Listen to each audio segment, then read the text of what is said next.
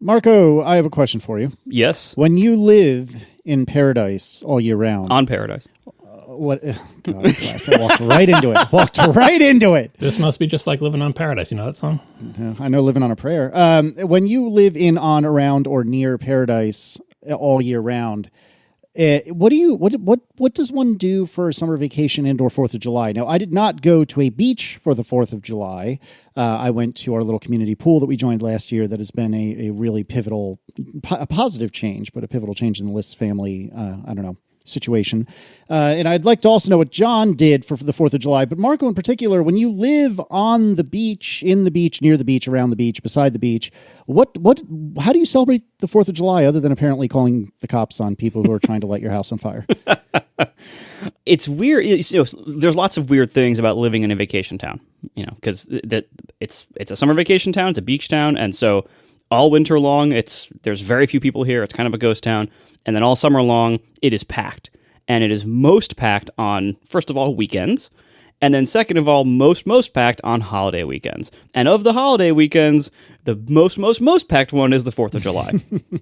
So this is the time when the town is the most crowded with drunk idiots. So there's a couple of side effects to that. Number one, you tend to close up and keep the air conditioning on, not necessarily just for heat, although it does tend to be very hot, but also just because at night, there's drunk idiots walking down the streets and yelling at each other, and they're 15 feet from your house. So if you have your windows open, you'll just hear drunk idiots yelling all night long. You won't get any sleep. Number two is all of your favorite restaurants become effectively inaccessible because every place in town is packed full all the time. Number three, even walking in the downtown area becomes challenging. It's like walking through Times Square. It's not a pleasant walk because there's so many people around. But on the other side, there are festivities. There's a 4th of July parade. There's different things that some of the businesses do. There's like a little Doc concert downtown. So on one hand, it is annoying because you are trying to do your everyday stuff like go get your mail and it's difficult. But it's also very festive and fun, and it's nice seeing your town thriving and seeing the businesses that you like thriving. So it's kind of a mixed bag. What I actually do on 4th of July mostly is stay inside on the main weekend days, whatever the nearby weekend days are, and then go out for the surrounding weekdays when most of the crowds have subsided, and go hang out at the restaurants and stuff then, and go buy a t-shirt or whatever, to support the businesses. But it's mostly try to avoid the peak crowds. And it's kind of in general, living in the beach town, you kind of feel like your everyday life is everyone else's vacation. And that's mostly a good thing. But the downside is that everyone else you see is in vacation mode. And so if you are not in vacation mode, if you are trying to get work done or whatever, it can be a little much. Yeah. But for the most part, it's fun because the great thing about being in vacation mode is that most people are not super angry or bitter or unfriendly. They're all happy. They're at the beach. They're having fun. They're on vacation. So from that point of view, it's actually very nice. So anyway, all that is to say, it's fun, but it gets very, very crowded, and I tend to stay in for the busiest days just because, I don't like waiting for an hour to sit down at a restaurant. That being said, I'm happy to report that the camera that is meant to deter people from peeing under my house actually seems to be doing that finally. Oh, this is deep follow-up. I'd forgotten all about this. Yes. Yes, because this is the peak time of the year for that. And there have been some peers, but it's been... the camera more often... I moved it down to eye level, and I have adjusted the landscaping in the most common path that people would use to get under my house to kind of funnel them into a narrow pathway where you have to walk directly past the camera at eye level right next to you. Because look, the whole point of the camera is not to get video footage of college kids drunk and peeing on my house.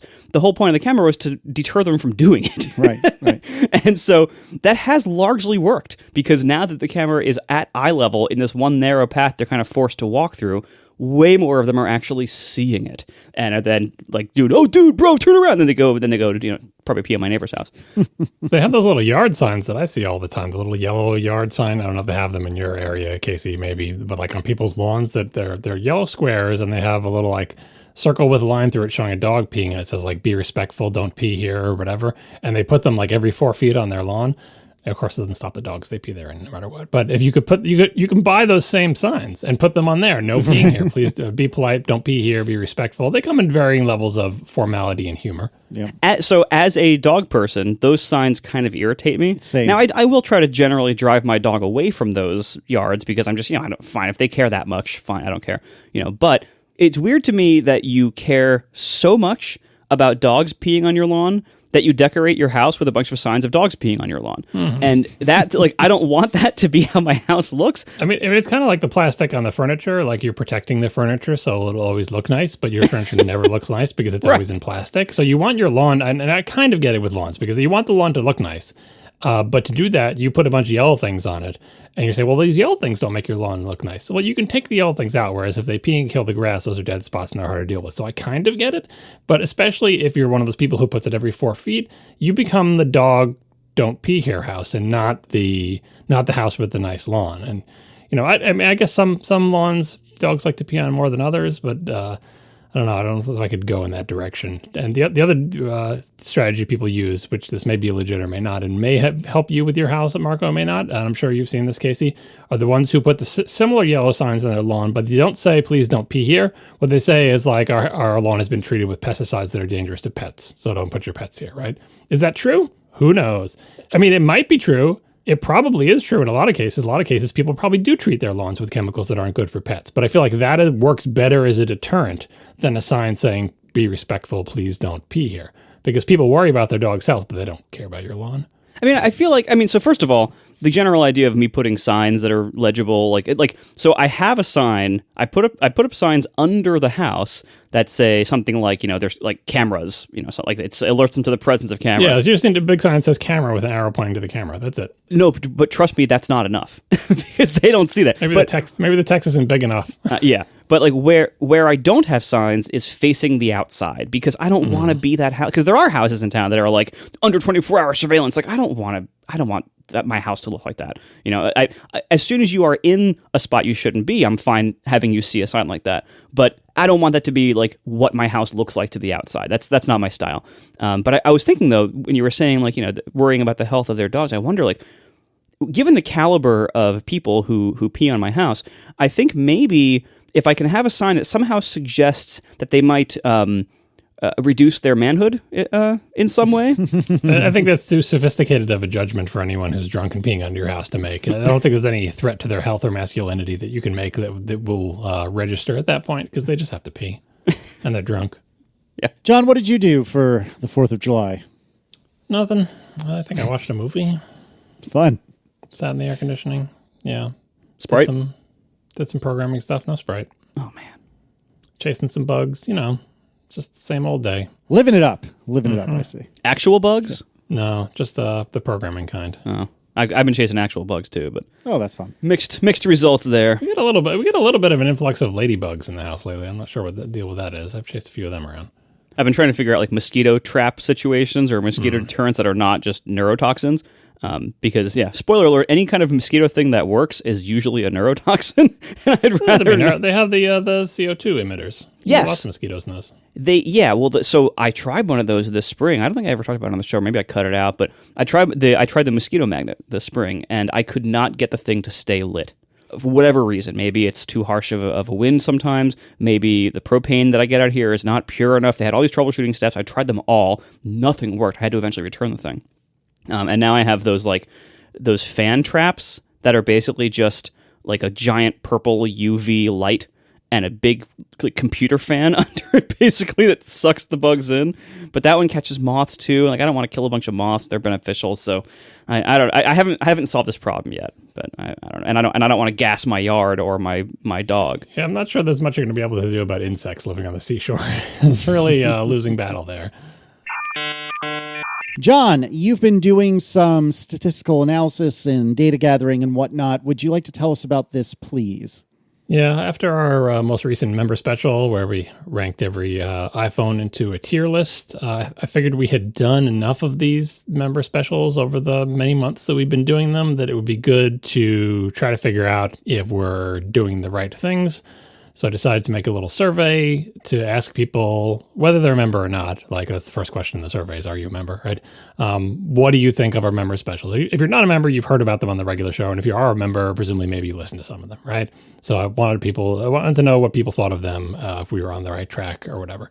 There weren't a lot of questions. It was like it's a 5-question, 1-page survey. I think we have enough responses now that we don't actually need anybody who's listening to this to answer it. But if you do want to answer it, feel free. I'm kind of curious if the answers will change at all. The URL is atp.fm/survey. So it's easy to find. And the reason I don't think they're going to change is, I never get around to looking up what this is called in statistics or whatever, but as the answers come in, I posted this on Mastodon, by the way. So as the answers come in, it's like, 2 people have answered, 10 people have answered, right? And you look at whatever questions you have and whatever graphs you have related to them, and you see like the kind of the shape of the graph of these different things. And at a certain point, the shape of the graph doesn't change anymore. And you would think, that's going to happen after you've had thousands of responses, then probably it's not going to change anymore.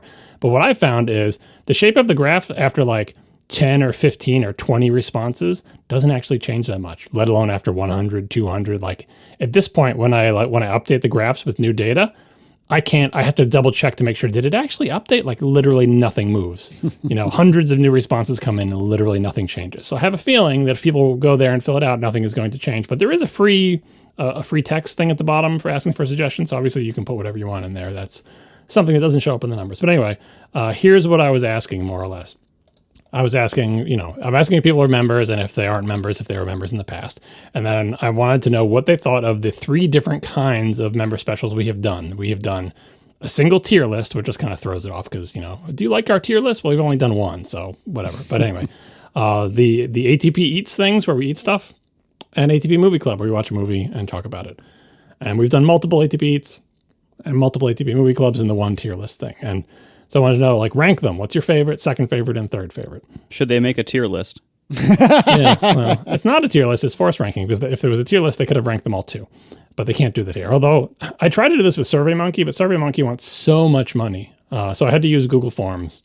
SurveyMonkey wants so much money just to get the basic features. I had to use Google Forms, but because I want people to be able to pick NA for all of them, because what if you never listen to an Eats and you never listen to a movie club, but you just listen to the tier list, right? I still wanted you to be able to rank the ones you've listened to. Like if you just listen to 2 kinds, you could listen to. Anyway, there was no way in Google Forms to allow NA to be a choice, but to also force people to pick 1, 2, and 3. You could have ranked everything 1, watched everything 2, ranked everything 3, but don't do that. Follow the instructions. That's part of the test. And then the final question before the freeform one was, what is your preferred mix of technology and non-technology topics in member specials? And this is another one that was tricky to get because I wanted to have 2 text fields that they have to add up to 100 or something, but Google Forms didn't let you do that. So I just did a 1 through 5. So basically 3 dead in the middle would be an exact 50-50 split between tech and non-tech. 5 would mean all tech and 1 would mean all non-tech. So here are the results. I'm pretty confident in the results. Feel free to fill out the survey. I don't think the results are going to change. What kind of things we do, Eats, Movie Club, or tier list, everyone likes them pretty much exactly the same, which, I mean, it's not super helpful because if everyone said, we love, ATP Eats, but we hate Movie Club, it would let us know for future directions we should do something different or balance them differently. But just across the board, pretty much exactly even for all 3 of them. Within tiny percentages of each other. So that's boring, but, good to know. For the desired percent tech and member specials, all these graphs look, and again, I broke these down by people who are currently members, people who are not members, people who are formerly members, but the breakdowns weren't particularly informative. So tech versus non-tech. These graphs look like pretty nice bell curves with a fat lump just left of center. So what people want is the desired percent tech is around 44 to 45%. So that means people want, mostly non-tech, but 44%, 45% tech. And that's not what we've been doing. So we'll make an adjustment based on that because Movie Club is non-tech, Eats is non-tech, and Tier List was tech. So we're way oversubscribed on non-tech. So we'll try to rebalance that going forward based on requests. And then the final question was, what kind of other stuff would you like us to do in member specials? Again, the survey is open to everybody, whether you're a member or not. We got lots of suggestions. A lot of the suggestions are things that we ourselves have talked about on past episodes that people said, yeah, that thing you said, you should do that. And then we hit all sorts of wacky suggestions like that we should review roller coasters or go on a cross-country road trip and all sorts of stuff like that. That's probably not going to happen, but it's fun to hear. Whoa, slow down. I am here for the cross-country road trip. My body is ready. Yeah, but we're all like old men with kids. Like, when are we going to have time to take like 2 weeks off? When our kids are all in college or gone away or something, and we're 60 years old, we can take the world's longest road trip where we stop at every rest stop to... John, if this is still a thing, then first of all, I'll be overjoyed. And second of all, I am ready. I am absolutely ready. Also, we can go whatever gigantic electric Luxo yacht Marco has at that time. There you go. well done. We'll have long, 40-minute recharging breaks to recharge the 200 kilowatt hour battery in as a giant electric bus. I would totally get that. So anyway, like I said, if you want to fill it out, atp.fm/survey, but those are the results, and that will probably influence what we do going forward. Oh, and the freeform question stuff, as you would imagine, it's a bunch of individual answers, right? I thought about trying to categorize them, but they're just everywhere. Like, so just to let you know what the world thinks of like their random suggestions, whatever you want to see out of member specials, there's someone who wants the exact opposite. And they would often come in pairs, right? So there's really no consensus. People are like, just stay away from controversial topics. And then someone will say, you should talk about religion. And, I hate it when you talk about tech. I love it when you talk about tech. You should always talk about tech. You should never talk about tech. Again, the multiple choice answers show that on average, it's a nice, even bell curve distribution. So we can't please everybody, but it's good to know sort of what things people do agree on and what we can get from the aggregate of the data. Indeed. Hey, John, if you weren't a member or forgot how to become a member and you were a member in the past, how would you go about signing up? And do you get all the past specials? Well, how does that work? At the very top of the survey, it tells you this, and it has a link to atp.fm/join, which is where you go if you want to become a member. And yes, you can people have done this. I've suggested it and people have done it. Become a member for 1 month, listen to all the existing member specials, unsubscribe. And then you could wait again. People like it's for some people it's too costly, and I understand that. But you can just do it once a year. Just pay one month out of the year, become a member, listen to all the member specials since the last year, which is not going to be that many of them, and then you'll be done. You'll be missing out obviously on the bootleg and the ad free feed and all that other stuff. But yeah, please sign up if you would like to become a member. And like I said, the survey is open to people who are members or aren't members. Doesn't matter. Yep. Well, thank you, everyone who filled that out. It is informative, like John said. We will try to balance as the masses would like us to. We probably won't do a perfect job, but we're trying. And we've come up with a couple of pretty solid ideas for future member specials, I think. No timing as yet. As I've said many times, we aim for about one a month. It doesn't always work out, but that's the goal. We got a piece of astonishing feedback. I don't know how this came in, but it showed up in the show notes for the very first time in the last few days. It reads from Anonymous, I just got confirmation that Turnus actually received your shirt. This is amazing. I'm so overjoyed by this. I'm assuming this came to John because I don't remember having seen this at all. I had the venue in the notes, but I figured it's better for OPSEC purposes. It's best to hide the venue. But this message came in on June 2nd, and I just totally missed it. So this is before WWDC. Oh my word! So it's nice to know. It's nice to know that the shirt arrived there. If he just threw it immediately in the trash, oh well. But I'm glad that our little gag, connected. I'm happy to report that I also heard the same thing from a reliable source. This genuinely makes me incredibly happy. Well, except for the fact that apparently you two have birdies everywhere, and I got none, but that's beside the point. This makes me incredibly happy, and I hope I hope it was received in the spirit in which we meant it, and I hope he got a chuckle out of it, even if he did immediately put it in the trash or donated it. Well, yeah, I mean, when it was sent, I was way more optimistic than after the Mac Pro was announced. So it was definitely sent in good spirits. Fair. I didn't send a revised note that said, no, not like that. I would characterize the feedback from my source as having had a positive opinion of it. Good. Yeah. Good. Either way, it's an optimistic shirt. It is like thumbs up.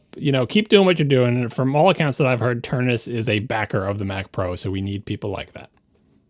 Adam Eccles has expanded the ATP listener universe. Adam writes, I did iOS development for a while, and I'm currently a senior technical project manager at another big global computer company. And I also used to be a chef. I cooked dinner for David and Aman Bowie once. That's cool. Wow. This was in reference to previously when I was saying, we have people who did everything, and I tried to come up with some ridiculous thing. Imagine if we had someone who was an iOS developer and used to be, and I came up with chef, which is not, I think I said master chef, which is not that obscure of a thing, but it's still kind of obscure. So yeah, he just wanted to write in and say, yeah, that thing you use as an example of something absurd, you've got one of those listeners too. I didn't Hello Internet do this? We talked about this in the past, right? That I think Hello Internet did this at one point. A long time ago. Yeah, they did. They had like astronauts and stuff. Yeah. This makes me so happy that we have people listening to our plucky Apple podcast, to kind of quote Top Gear. But the angle we've got on it is like, okay, so you listen and you do have an interesting profession or whatever. The whole idea is like, not only do I listen and have an interesting profession, but I'm also an iOS developer, or I do tech stuff or whatever. So obviously you expect tons of people who do development to listen to the show. And maybe if you're a general interest show and you're popular, you'd have people who have interesting hobbies. But I like the combination of, I have interesting hobby / former profession, and currently I'm a tech nerd. And there's a lot of that. And I mean, people who are, young and they're wondering like, oh, do I have to get a CS degree to be in tech or whatever?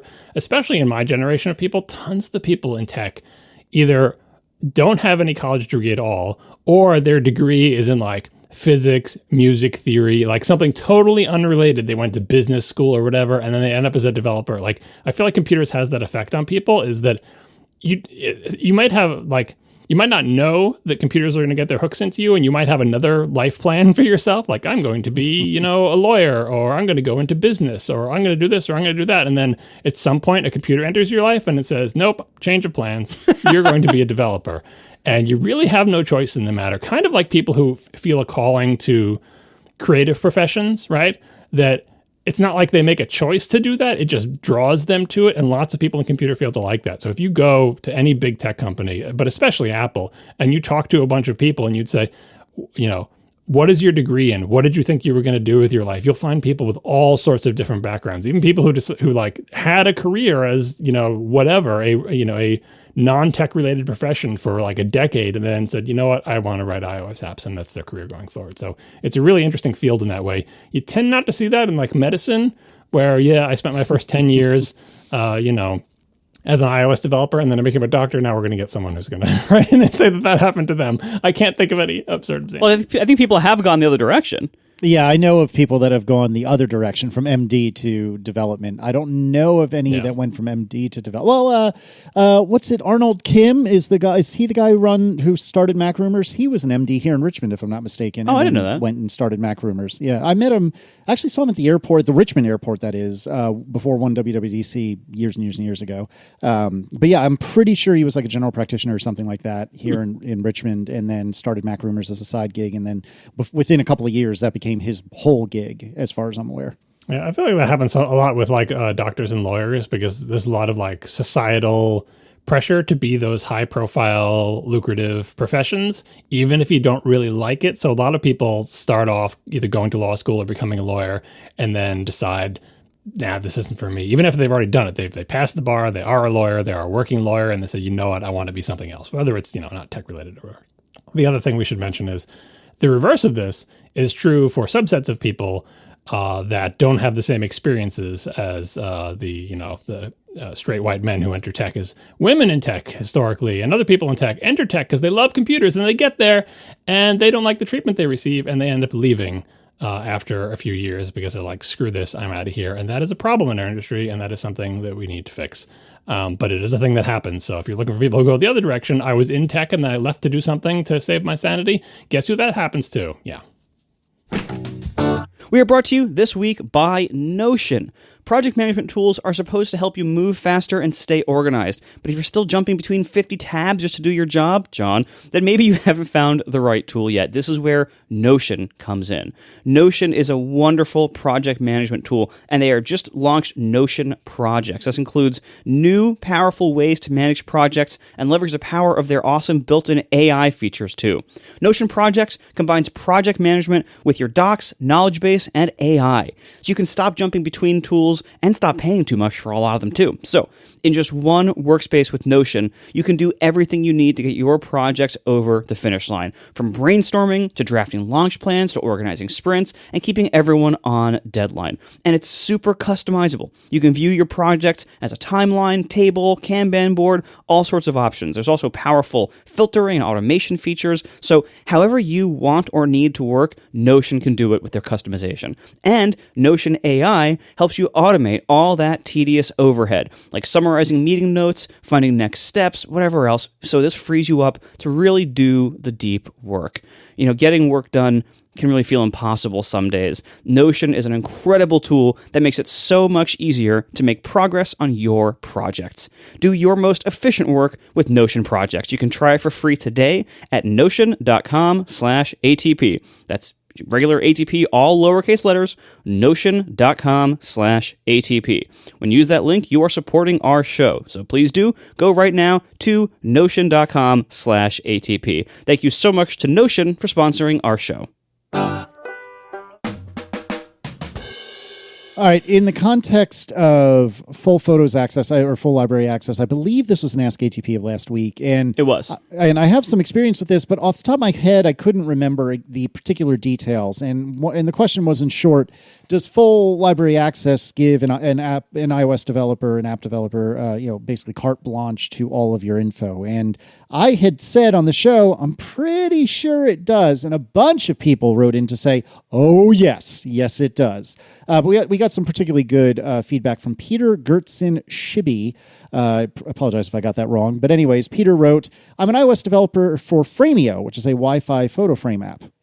Speaking from experience, the full library access gives you unlimited access to the user's photos and the photo metadata, including photo GPS location, despite not having asked for location access. I can verify that this is a security hole that has been there for years, if not since iPhone OS 2.0. At WWDC 2023, I asked the Apple developers for PhotoKit why the security hole was still a thing and whether it had been fixed in iOS 17. The answer was a bit muddy and unsatisfying. What data to expose was decided a long time ago. The data is on the image itself, and it's difficult to filter out. There are two ways to access location data in photos. One is the EXIF data on the image file itself. Extracting that is taxing on battery and network resources. However, the second way is through a database-like query API, which offers a goldmine for data brokers. I find this to be the scariest since it's fast and light on resources. Why Apple hasn't fixed this yet is beyond me. I knew about that was the end of Peter's stuff. I knew about the EXIF data thing.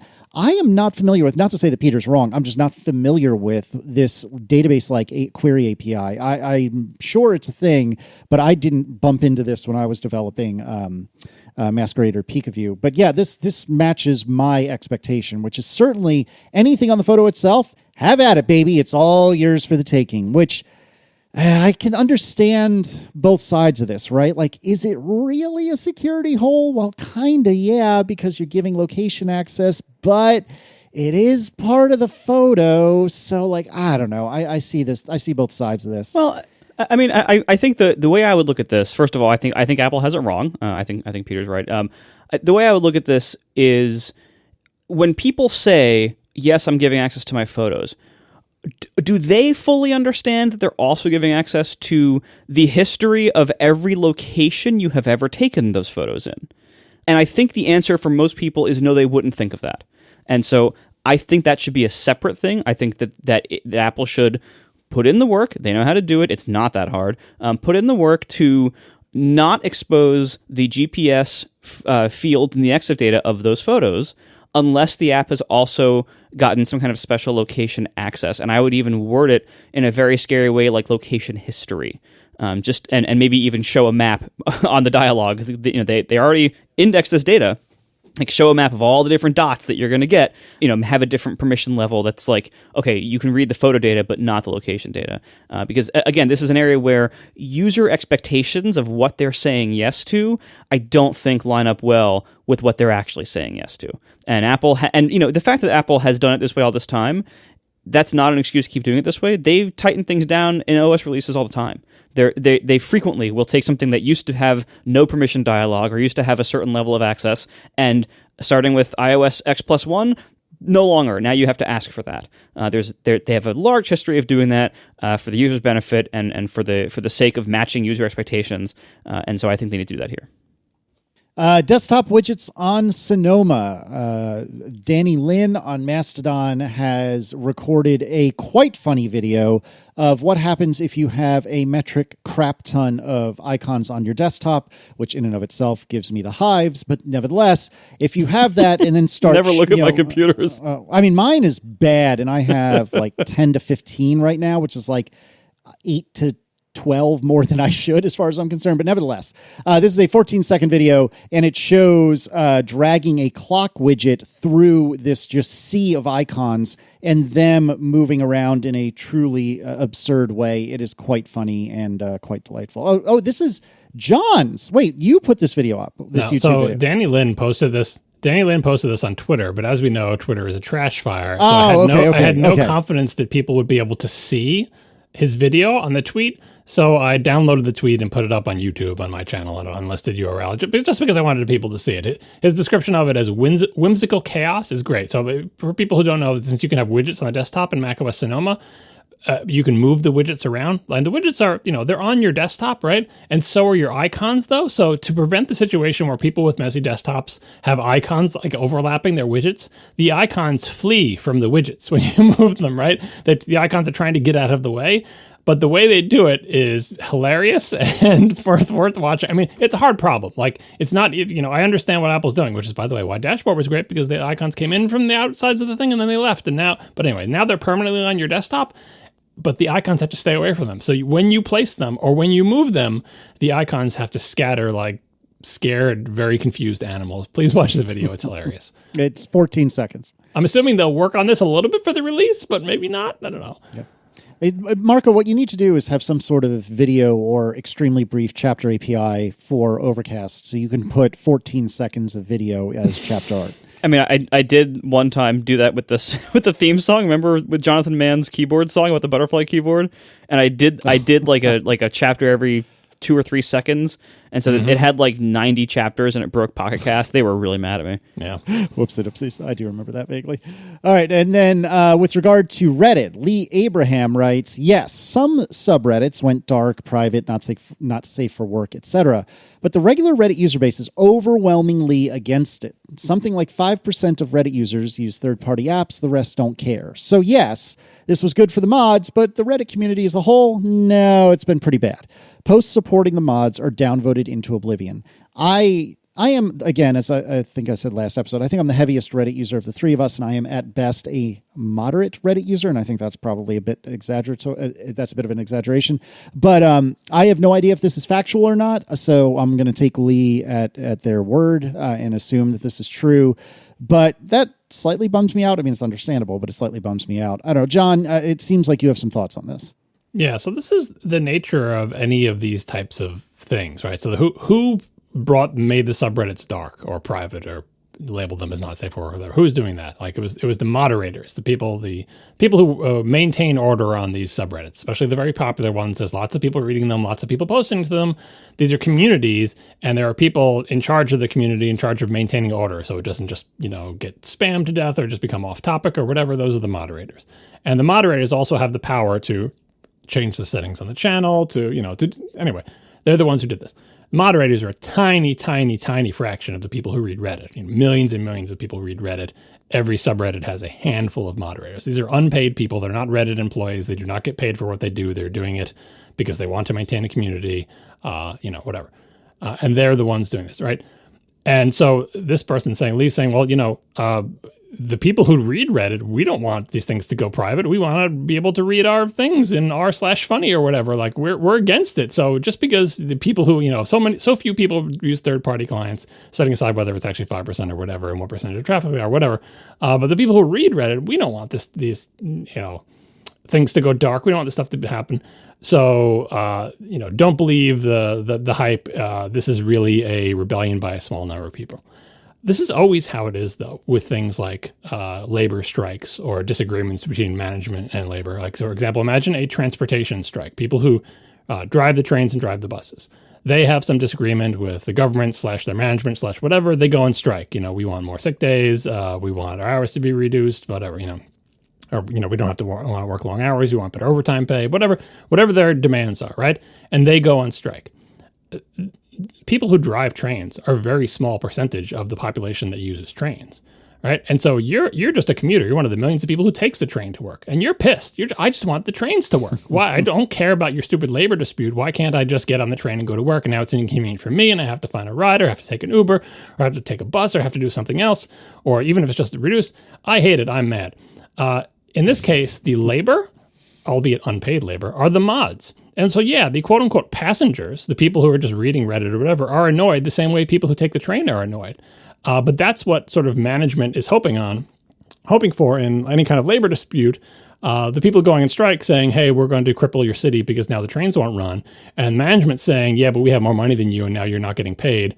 So let's wait it out together. And by the way, all the citizens hate you because they can't get to work, right? And we're just going to tell them, oh, this strike, it's the fault of the greedy people who drive the trains, right? This is just a dynamic of, conflicts between labor and management. In this case, it is voluntary labor, it's unpaid labor, and the third-party apps are a separate thing. That them disappearing doesn't change things one way or the other about the subreddit shutting down. The people shutting down the subreddits are the mods. So I just want to say this is always how it's going to be when there's any kind of conflict like this. Most people just want to ride the train. They don't care. They just I want the train to show up. I want it to be on time. I want it to be clean. I want it to be nice. I want it to be safe. I don't care about the details, right? That's the vast majority of the population for Reddit, for trains, for anything. But that doesn't mean there's not legitimate conflicts between the people who run the train systems and the people who drive the trains. Are they being asked to take, 48-hour shifts and they're, too tired to be safe? Are they being asked to work in terrible conditions with no air conditioning? Is the infrastructure falling around them? Are they like the actual train drivers with the Amtrak strike or whatever, not allowed to have a single sick day the entire year and they get their pay docked? And those are legitimate issues, and you as a rider of the train might not care about them, but they're still real. So it's always going to be a minority of people, a small group of people who are integral to the running of the thing, as mods are integral to the running of subreddits, that will be the ones who will strike. So I totally believe this is true, and I believe it is an unavoidable part of the phenomenon of most people being passengers, and only the people who are involved in the maintenance and creation of that community/service to be the ones who have a conflict. We are brought to you this week by Squarespace. I love Squarespace. It's the all-in-one website platform, especially for entrepreneurs to stand out and succeed online. Whether you're just starting out or you're managing a growing brand, Squarespace makes it easy to create a beautiful website, engage with your audience, and sell anything. Products you create, content you create, even your time, all in one place and all on your terms.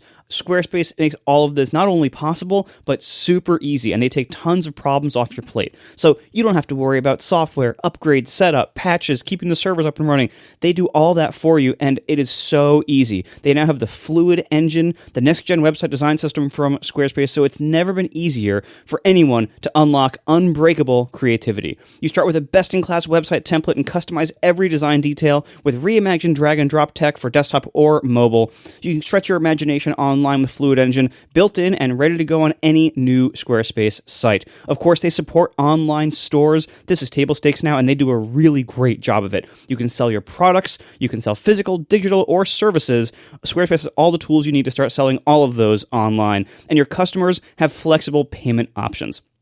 Powerful tools like, of course, credit cards. You can accept PayPal, Apple Pay. You can offer customers the option to buy now and pay later with Afterpay and ClearPay. They have so much wonderful stuff on Squarespace for you to run your store. They have flexible templates to get started with, use analytics to grow your business, all sorts of wonderful features. You can see for yourself at squarespace.com/ATP for a free trial. And I love their free trial system. You can build the whole website that way, and you can see how it works for you. When you're ready to launch, go back, squarespace.com/ATP to save 10% off your first purchase of a website or domain. Once again, squarespace.com/ATP to save 10% off your first purchase of a website or domain. Thank you so much to Squarespace for sponsoring our show.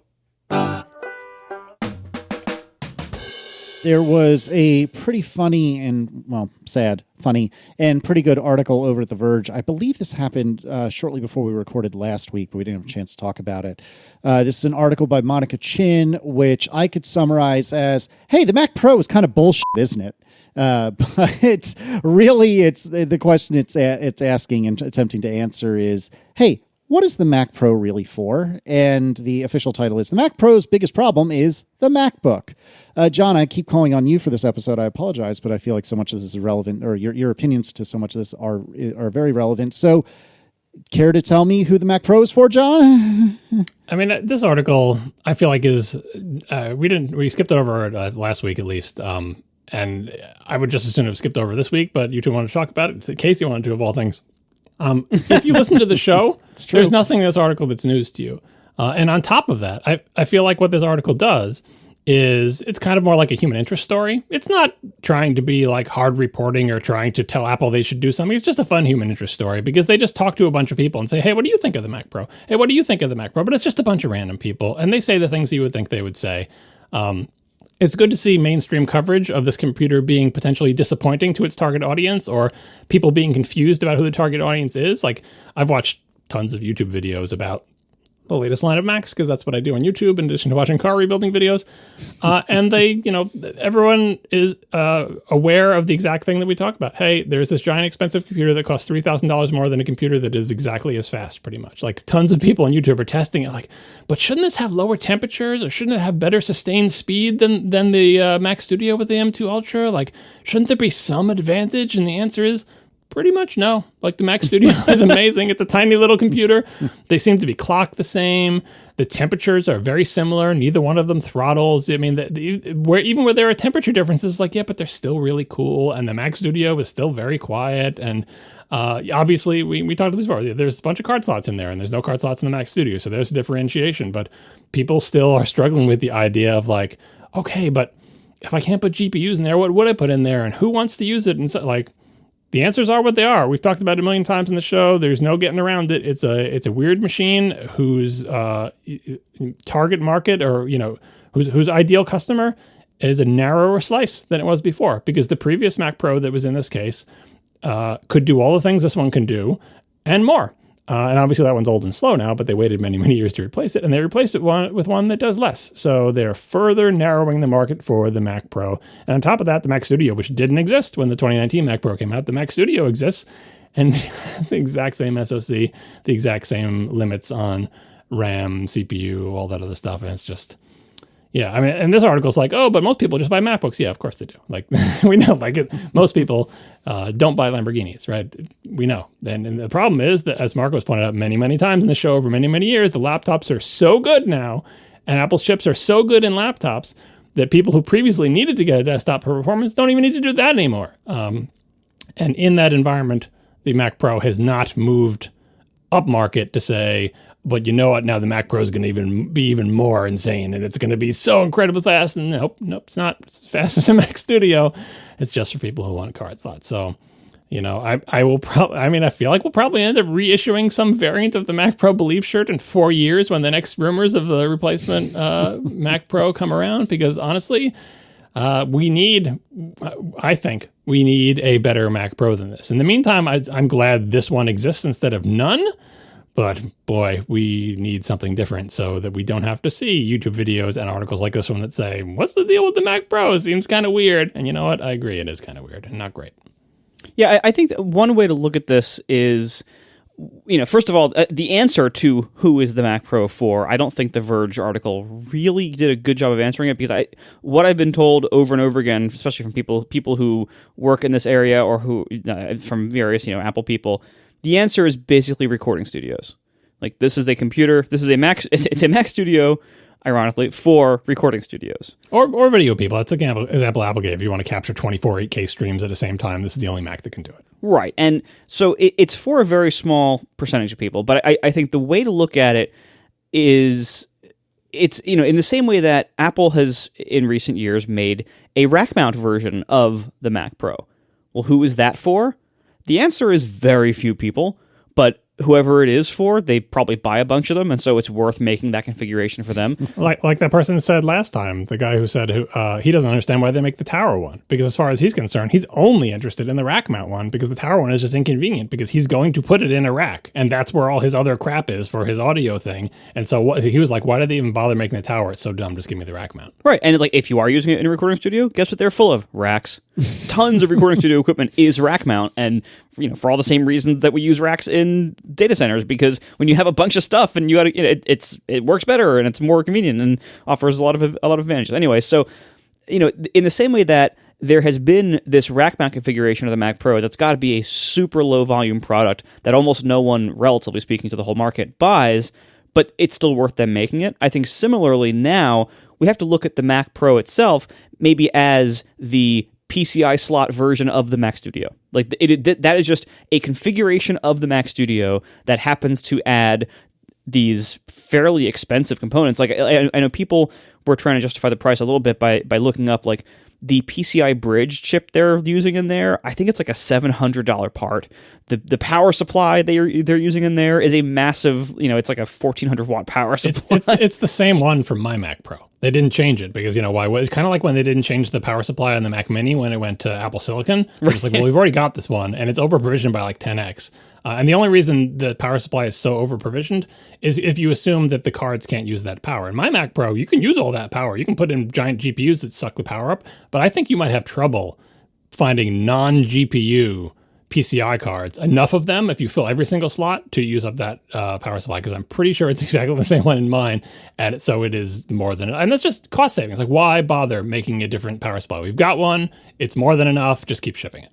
Yeah, like they fitted the power supply to that's like the most power you can draw out of a US 15 amp circuit, and it's like, so they will never need a bigger one for most US uses, so they're like, all right, fine, we'll fit this and it'll be fine. And now, as John said, like, I don't know how you'd even use all that power with the small number of cards that are going to be compatible with this thing, but it's there. And so there are some reasons, just like for the rack mount version, there are some reasons for this to cost more than the Mac Studio, but none of those reasons are relevant to almost any Mac buyers anymore. That doesn't mean there aren't any for whom they're relevant, but as we've discussed, the market for that is getting smaller and smaller and smaller. And I don't think that's necessarily a bad thing.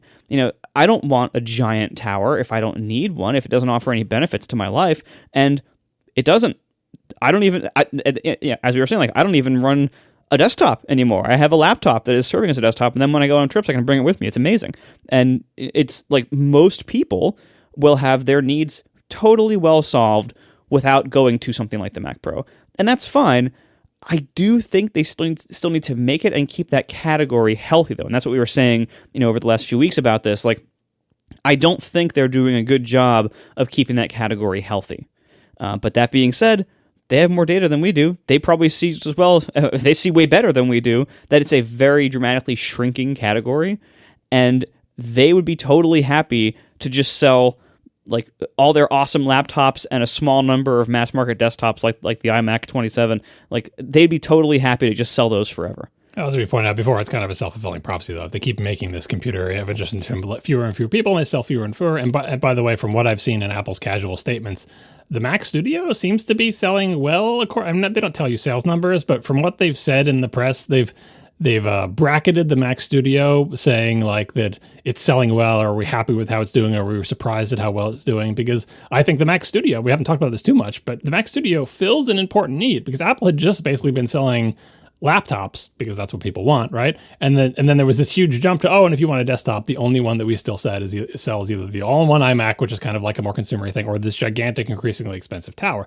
And the Mac Studio is perfect because people are like, I just want this to put this on people's desks for them to use whatever the application is at work. And I don't want it to be a giant tower. I don't need it to be a giant tower, but laptops have a screen that people aren't going to use, a keyboard they're not going to use, a trackpad they're not going to use because they're all using tablets or whatever. Mac Studio is an important product for Apple. It is a taller, more powerful Mac Mini, and I think it is perfect for tons of use cases. And it does take some pressure off of the Mac Pro. In my opinion, it should free up the Mac Pro to be even more insane and have a, the quad CPU in there or whatever. And as we talked about when the 2019 Mac Pro came out, you don't design this case and get the manufacturing facilities for it and ship it on a single computer. So pretty much no matter what they did, if the Mac Pro was not canceled, the next one was going to be in this case. And lo and behold, it is, because that's not Apple's way to go with these tower cases. They don't make one of these towers. They did way back in the day, like the G3, G4, Quicksilver mirror drive door. They kept revising that. It was kind of the same case, but they did make lots of revisions. If you compare the blue and white G3 all the way up to whatever the last one was, which was, I think, the mirror drive door one.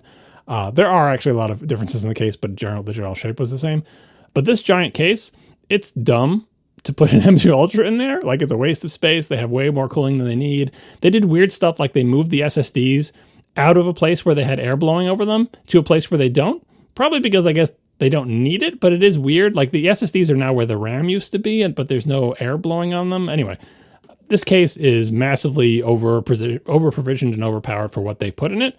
But what that means, since they're not getting rid of this case, is if they keep making Mac Pros, they have a chance. The next time they make a Mac Pro, put tons of stuff in there that can't fit in a Mac Studio. Put the quad in there. So how are we going to cool that thing? That's what this case is for. It's huge. It's got 3 gigantic fans. It's got so much room, so much space for so much cooling, so much power with that power supply, right? So much expense because, this is your top price product. And this one is cheaper than the previous one because the previous one you can make really, so this case is sitting there waiting for Apple to make a computer worthy of it. Not worthy of it, but that takes advantage of it.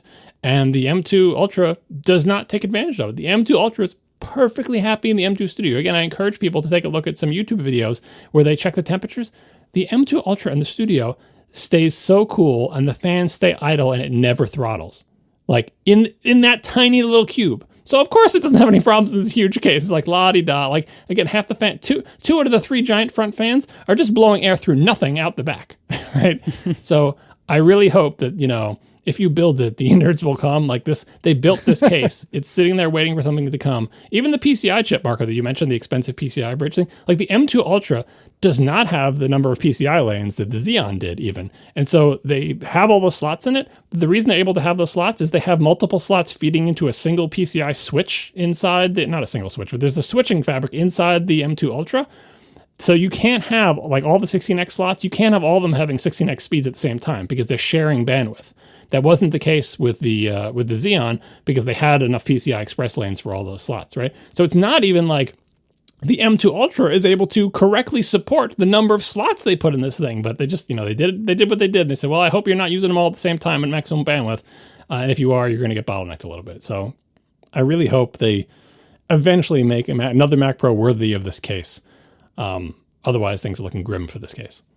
Yeah, and I think, when you look at, I was just saying how many of us are just totally fine with laptops now who used to need desktops for our work. When you look at how the M1 Max in the Pro laptops compares to the M1 Ultra in the Studio and Mac Pro, it's a 2x chip. You can get twice the cores if you go to the desktop Mac Studio or Mac Pro.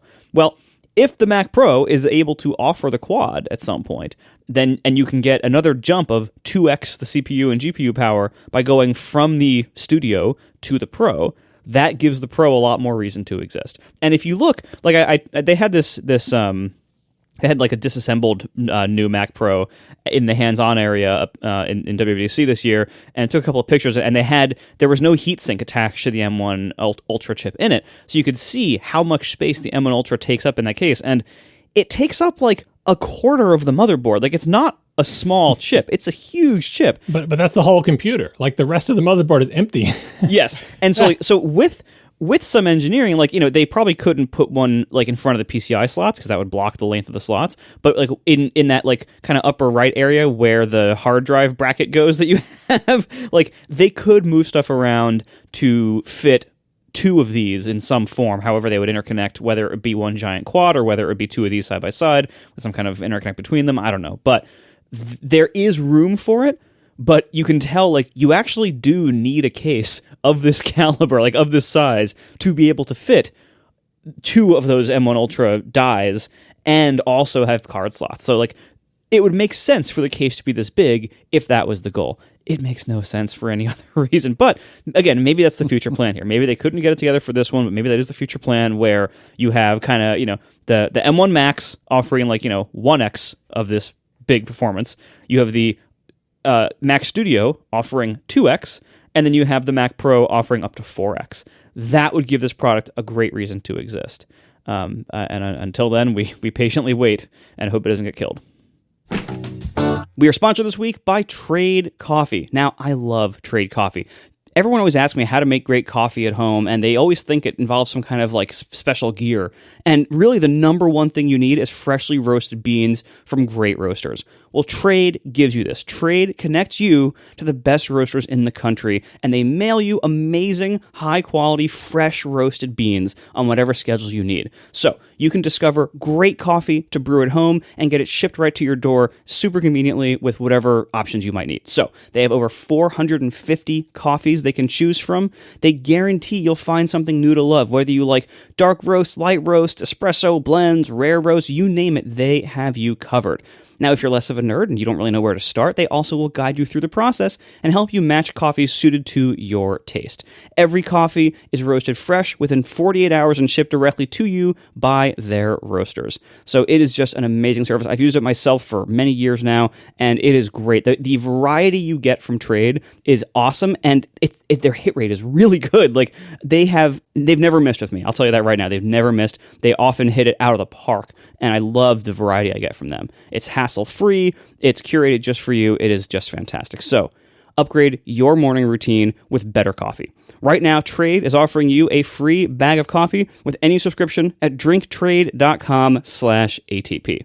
That's drinktrade.com/ATP for a free bag of coffee with any subscription purchase. Once again, that's drinktrade.com/ATP. Thank you so much to Trade for sending me awesome coffee every week and for sponsoring our show. Apparently we are playing top 4 today because in the show notes it says Marco's top 4 Vision Pro challenges, and price ain't one of them. Yeah, I've been kind of waffling on this topic for a little while, kind of drafting it in my head, and I finally took some notes on it and wanted to actually bring it to the show. So I'm going to do this in the spirit of my other show, Top 4. Start with honorable mentions. So as Casey said, this is top 4 Vision Pro challenges. This is like things I think will be challenges for the Vision Pro, and price is not one of them for this discussion. It's not to say it won't be a challenge, but I think these are like the kind of bigger picture things that even if the price comes down, I think these are still going to be challenges. So, first off, honorable mentions. Scrolling. Over the last few days, I've been asking various friends who had the press demo, how comfortable is it and how easy is it to scroll a lot on Vision Pro? Because when you look at the smartphone era, and of course it also applies to iPads, but especially on phones, scrolling, especially vertical scrolling through a feed or a list, is like the primary interaction of smartphones.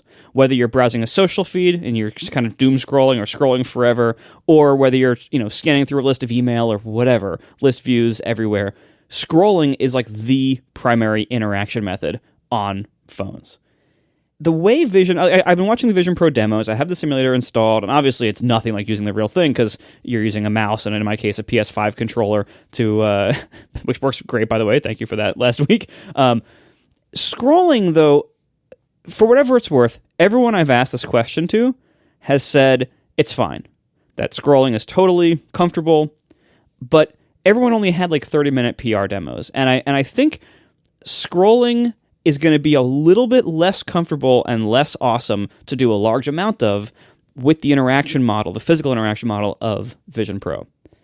And I think that's going to dramatically change how apps have to be built, how they have to be laid out, and the sessions even back this up in terms of like layout and design suggestions that Apple's making, and also just what kind of apps will succeed on this platform.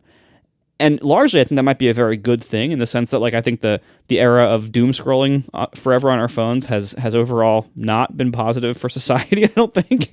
But it's something interesting that we're having this major platform come out where one of the most common interaction patterns may not be comfortable or practical or nice to do a large amount of.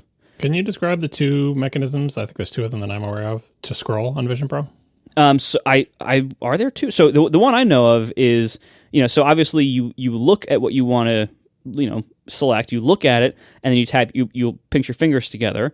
And the way you scroll apparently is you just kind of like grab it with your fingers as you're looking at it and just like pull your hand up, like, kind of make as if you're like picking up a piece of string off a table, like that kind of motion.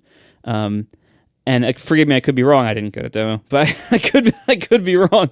But it seems like, so John, is there a second way to do it? What's the second way? Yeah, so that's the one, and I'll tell you the second one in a second. But I was also thinking exactly the same thing when I saw the demos. I didn't mention it on the show, but I was like, scrolling stuff might be weird because if you think about it, so you mentioned the smartphone. Obviously, we sit there. Most people scroll with their thumbs, right? It becomes an unconscious thing. We don't think about it. On the personal computer front. In the laptop world, in the Mac world anyway, 2-finger scrolling on a trackpad becomes second nature once you're used to it. And even before that, for the entire world on desktop computers, we had the mouse wheel, where once you get used to having a wheel on your mouse and you're looking at a web page or something, you scroll without even thinking. Your finger just finds the wheel, or if you have an Apple mouse, you swipe across the surface. Those are all actions that we do without thinking about it. It is an unconscious, total disappeared interface for all those different things. Phone, laptop, desktop, we scroll without thinking.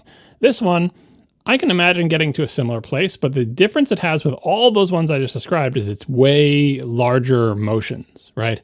So yes, you look at the thing you want to scroll, you make the pinch. So far, all those motions are tiny. But now, once you've made the pinch, you have to move the hand that you have pinched up or down to scroll up or down.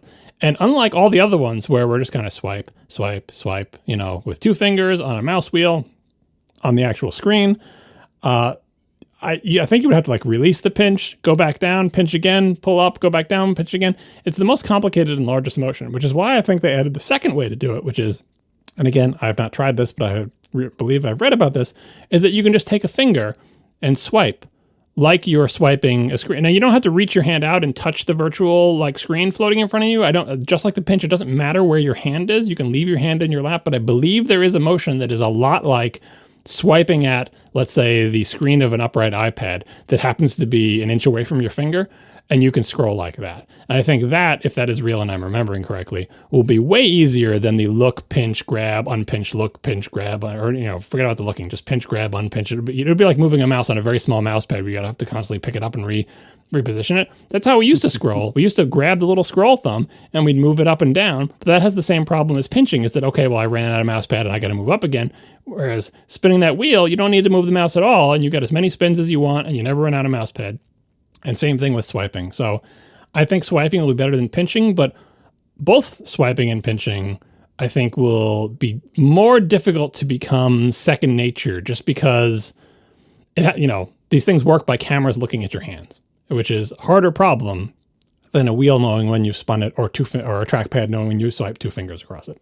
Yeah, so if that whole flick thing that you're talking about, if that works, that's great. I didn't know about that. So that would largely improve this. But please, someone who had a demo, please write in and tell us if I'm imagining things, but I'm pretty sure that was a thing. Yeah, but I think overall, though, like what you said earlier is important, though, which is, I think what we don't have a good idea of yet, by not having used one, is how much hand movement is actually required to trigger a lot of these gestures. Because if it's got to be, because it's camera based, it's got to be a little bit less precise with very small movements than a mouse or trackpad or a touchscreen. And you're going to run out of room no matter what. Like, say they made it like, oh, you don't need to move your hand a lot. If you move your hand an inch, that's a huge amount of scrolling. It's like, well, I don't want that because now I have no precision. It's like, okay, but it's very precise. Oh, but now I have to move my foot and my hand up and down 2 feet to scroll. That's the beauty of swipes on a screen or on a thing, is you can just repeatedly do that gesture. You can do a long swipe, a bunch of little short ones. It is very flexible in terms of not requiring you to do any large motions. Whereas no matter what choice they make for the pinch and move motion, they're going to have some problem. If they make it so you don't have to move a lot, now there's no sensitivity. If they make it sensitive, now you got to move a lot. Which is why I hope that swipe thing, I'm not just imagining it. Yeah. So anyway, that remains to be seen. One other honorable mention before we move to the actual top 4 is people's physical spaces. Like, this is another thing where we don't really have a good idea yet of some of the details. Like, for instance, we mentioned airplane seats. How, like, well, there's lots of places in real life where if you're trying to get this AR mode, this blended view of reality and your windows and stuff, many physical places where people do work are not set up to have this much space in front of the user. I mean, honestly, most people's desks, like, if you think picture most people's desks, my desk included, the wall, and I mean, the monitor in front of me is about an arm's length away. The wall is about a foot behind that. Like, I don't actually have enough space in my desk chair in front of me before I hit a wall to actually have the proper, like, roughly 2 meter focus distance to not cause VAC, like we talked about the last 2 weeks. And I think if you have a desk against a wall or a cubicle wall, you're going to have the same problem. And most people's desks are against walls, I think. So, yep. So I think there's going to be, and you can say, look, then you can turn on Mount Hood or whatever, and you can have half Mount Hood in front of you, and that's the whole point. Well, then you lose a significant value of the pass-through. You lose orientation in your space. You lose some of your awareness of your surroundings. There is a significant trade-off to turning on those virtual environments that I think most people doing most of their work most of the time are not going to want that. They're going to want the pass-through mostly, and then put windows around their room. But I think this is going to be fundamentally physically inconvenient for a lot of people's actual workspaces. So that again remains to be seen. All right, to the actual top 4. This is what the show is like too, by the way. And you're like, what? Didn't he just do 2? No, he didn't. Those don't count. Is it top 6? Is it whatever? Yeah, just go with it. Number 4, text input. This, I think, still largely remains to be seen. Now, if you look at text input on Macs and on iPhones and on iPads, and hell, on the watch, the watch basically doesn't have it because it sucks, and that's fair. The physical realities of that are pretty harsh, and so there's a reason why we're not typing long documents on our watches. Vision Pro supports Siri dictation, of course, in a nice integrated, convenient way with like search fields and stuff like that, and that's fine. As we know, Siri is awesome and never gets anything wrong, and it's super reliable and fast. Correct. That's great. So we'll probably all be using Siri 100% of the time, but for the small percentage of the time where that may not work for us. Obviously, you can do the thing where you connect a physical keyboard. And I think that's going to be what most people do in their workspaces. If you're actually going to have like a desk or a table set up where you're going to be using the Vision Pro a lot, I bet most people are going to connect a keyboard if they're going to actually be using it for productivity tasks. Now, if you're just using it to like watch movies and stuff, who cares? It's fine. But if you're actually using it for like productivity tasks where you're going to be typing in documents and emails and stuff, I think you're going to probably want a physical keyboard connected. But I think other than that, like for situations where you don't have the Bluetooth keyboard connected, we've seen they have like kind of an in-air keyboard that you can kind of poke at. I don't think that's going to provide any kind of level of speed. I think it's going to be a lot like, you use your 2 index fingers and you go poke, poke, poke, poke, like alternating between your 2 index fingers. That's going to be kind of what that keyboard is like in all likelihood. Now, again, we'll see when we get them. I could be wrong. It could be a lot better. And in fact, I give them credit. Usually their stuff is better than I think it will be before I've tried it. So give them credit. This might not be a big problem, but I think text input is going to be very clumsy on it. We also have issues like cursor movement, selection, things that go along with not having a keyboard and mouse that we, again, when we saw the iPhone and iPad come around, they had to deal with these things. They still have to deal with them on some level. They're still not perfect. They're still not convenient. But doing a lot of text work is still way better on a physical keyboard and with a mouse or trackpad than it is on a touch device. On these things on the keyboard, by the way, that's something that I believe nobody got a demo of. Like the demos did not include that keyboard that floated in the air, so nobody has tried it. I guess it just wasn't ready yet. And related to cursor stuff, there was some Mastodon post from Steve Troughton-Smith. I'll try to get the links into the notes. Where he figured out how to turn on mouse emulation in the simulator. I don't know if this is going to be a thing in Vision OS. No one has Vision OS. We just have the simulator. But you can get a cursor in the simulator that looks a lot like the iPad cursor. So if you had a physical keyboard, you could also, in theory, at least with the simulator, have a physical mouse and move around the cursor. The interesting thing he noted about the cursor is that you can't make it leave the app. Right, so the cursor is like, you can't drag the cursor from one floating window to like, you're in Safari and you're moving this cursor around. You can't move it over through 3D space to like your music player window. So it's a captive cursor like in games? Right, unless you look at music, right? So if you look at the next window, then all of a sudden your cursor is there. And the cursor can move within, like you can have, they have those little floating ornaments, like the little side panels and stuff. You can move the cursor to those, fine. But this is basically to prevent your cursor from being lost in the ether, because the mouse is a 2D pointing device, right? If you had the cursor suddenly be like in 3D space, how do I get to the window that's like back there? You can't push the mouse in Z direct, you know what I mean? So the way they do it is, it's a 2D cursor for your 2D window, and if you want to be in a different 2D window, look at that window, and now your cursor's over there. But I have no idea if this is just a thing for the simulator or for a real thing. But in those situations, like you said, where you're sitting at a desk and you have a physical keyboard, I think people would want a physical mouse. And by the way, if they had that, it would solve the scrolling problem, because they would just use the scroll wheel or the scroll surface on their mouse. So this is another mystery. The mode is there. It seems like it would be useful. I hope it is enabled in the real device. Yeah, me too. All right, number 3. And this, I think I might have actually ranked this too low, but we'll see. Number 3, digital personas. So this is this is a multifaceted feature. One part of it is the view of your eyes that is shown on the exterior screen to everyone around you. And the other part of it that we've seen demoed so far is how you look to other people in FaceTime calls when you are using a Vision Pro. Because they don't have actual like full light and cameras to look at your eyes and face to see what you are actually looking like because you're in a dark headset inside. So they read your facial expressions, presumably with like the IR sensors or whatever inside, and then they have this computer-generated, simulated, like 3D rendering kind of deepfake version of you. And the impressions that people have reported from the press demo that had a little bit of this seem to be all over the place, generally not good, or at least neutral. I think the digital personas are going to have significant drawbacks.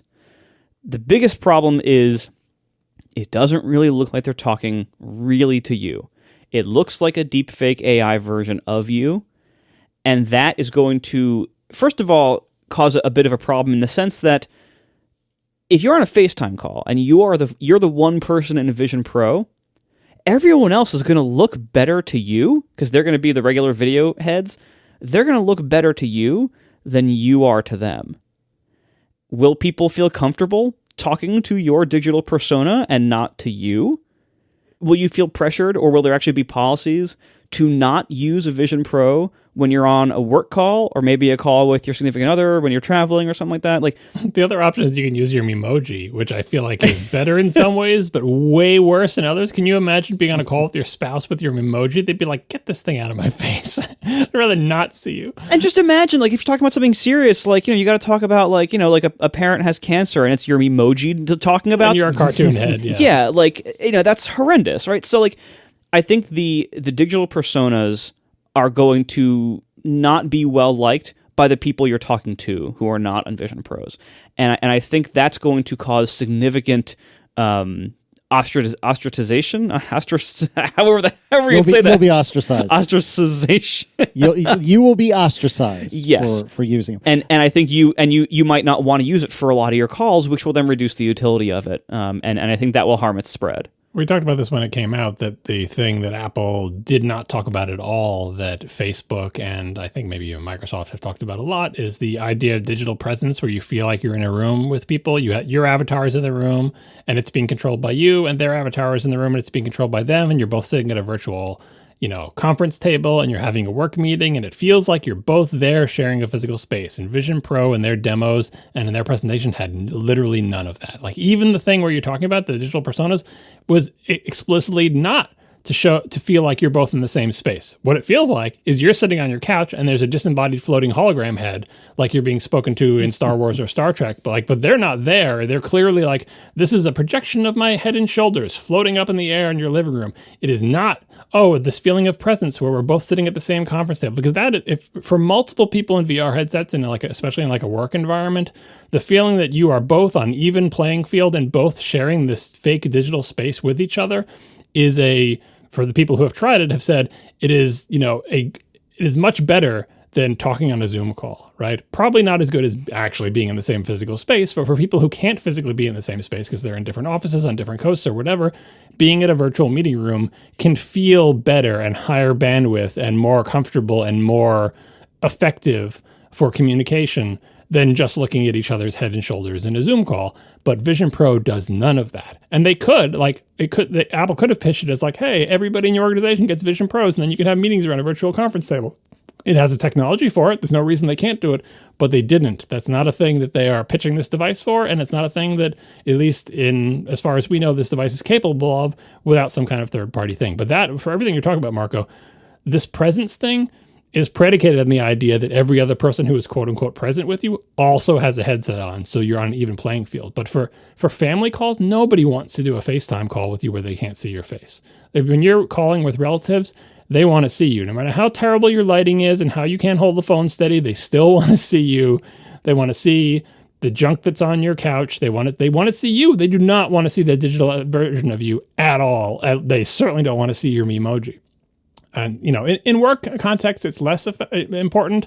And that's why they're pitching like in work context, it's important for the other people to see your expressions. So in that case, an emoji may actually even be better than a digital avatar because the facial expressions are more exaggerated. But honestly, I think the people at work would get more information out of your actual face as well. And you know what? They can't see your actual face when you're wearing a mask over it. I mean, I do wonder if people would say they would take a FaceTime call with the headset on, because then at least people can see like Batman style, like the lower part of your mouth, and they could tell if you're George Clooney or Val Kilmer or whatever, Wow. or Michael Keaton, because at least they can see some part of your face, and the rest of you would look silly and dorky. But I feel like you'd rather see that than your me from Nintendo or whatever. Although I do feel like me's are a better system than the emojis. Let me give you a hot take. From everything I've seen, and granted, I did not try the device, and certainly I agree with what Marco said, that the opinions have been mixed on this, more negative than positive. But based only on the keynote and whatever associated videos came out immediately thereafter from Apple, I didn't think it was that bad. I thought it actually looked sufficient. I don't necessarily disagree with anything that you guys said. Obviously it'd be better to see a real person, especially if you're discussing something that's really, deep and personal. But I don't think for everyday use it's that bad. I really, really don't. We'll see. I have a feeling I'm going to eat these words when they come out, or whenever I have a chance to actually try one, even if it's in a year and a half or 2 years. But I was not as turned off by this as a lot of other people, especially Mike. Like I was listening to Upgrade earlier today, and Mike was briefly, or I think it was Upgrade, maybe it was actually Thoroughly Considered. It was apparently an all Mike day here for me at the List household. But anyway, I was listening to something that Mike was on, and he was saying again how he was very, very turned off by the whole persona thing. And I trust his experience, and certainly he has actual experience with it, but it really honestly did not seem that bad to me. Well, one of the things that Apple is leaving on the table with this whole a digital version of yourself is Apple historically has not been super with the emoji. They're a little bit into this, but not really. Like the idea of having an avatar, having some kind of image that represents you in the world of the computer is ages old, right? Even the term avatar is, I forget how dated it is, but it's from many decades ago, right? And historically on the internet, people have used the system of having avatars and usernames to the same extent as a way to present themselves differently than they present in the real world. Because in the real world, you don't have much of a choice. You look like what you look like. You are what you are. You can pick your clothes and everything, but in general, you have limited control over your appearance in the real world. But in the virtual world, you could be anything you want. On the internet, nobody knows you're a dog, right? You could present however you wanted. You can try to make yourself look better, taller, more sophisticated, cooler, whatever thing you want to do. You could present as a different gender, as a different, race, as a different location. You could pretend you could be in an AOL chat room and you're 13-year-old and you're pretending you're 23 and you're from a city and you're really from the country, right? That whole phenomenon of being able to present a different you to the digital world, things like headsets and virtual avatars are perfect for that. And I think part of what you're seeing about the virtual, what is it called again? The digital personas is that it is kind of an idealized representation of you. It's very symmetrical. It's just kind of a scan of your face with kind of an idealized body behind it. You can look better in your persona than you do in your real life where your hair is not combed and, like you just woke up and you're wearing an undershirt with stains on it or whatever. But hey, your avatar looks the same as always, fresh and chipper and the exact amount of stubble that you want, and your hair is the way you want it to be, and you got to rescan your face 5 times. And if Apple wanted to, they could say, you know what, you can change this a little bit. Oh, do you wish your ears didn't stick out quite as much? Hey, just move this slider and push your ears down a little bit or whatever. Memojis let you do that. You can present a Memoji as a penguin. You could be a camel, right? You can be whatever you want. And maybe not the Memoji, like what are they called? The emoji ones. They have some flexibility there to present differently, albeit within the limited world of cartoon stuff or whatever. But in general, Apple hasn't wanted to go there. They give you the ability to look kind of silly and to be a penguin or a camel.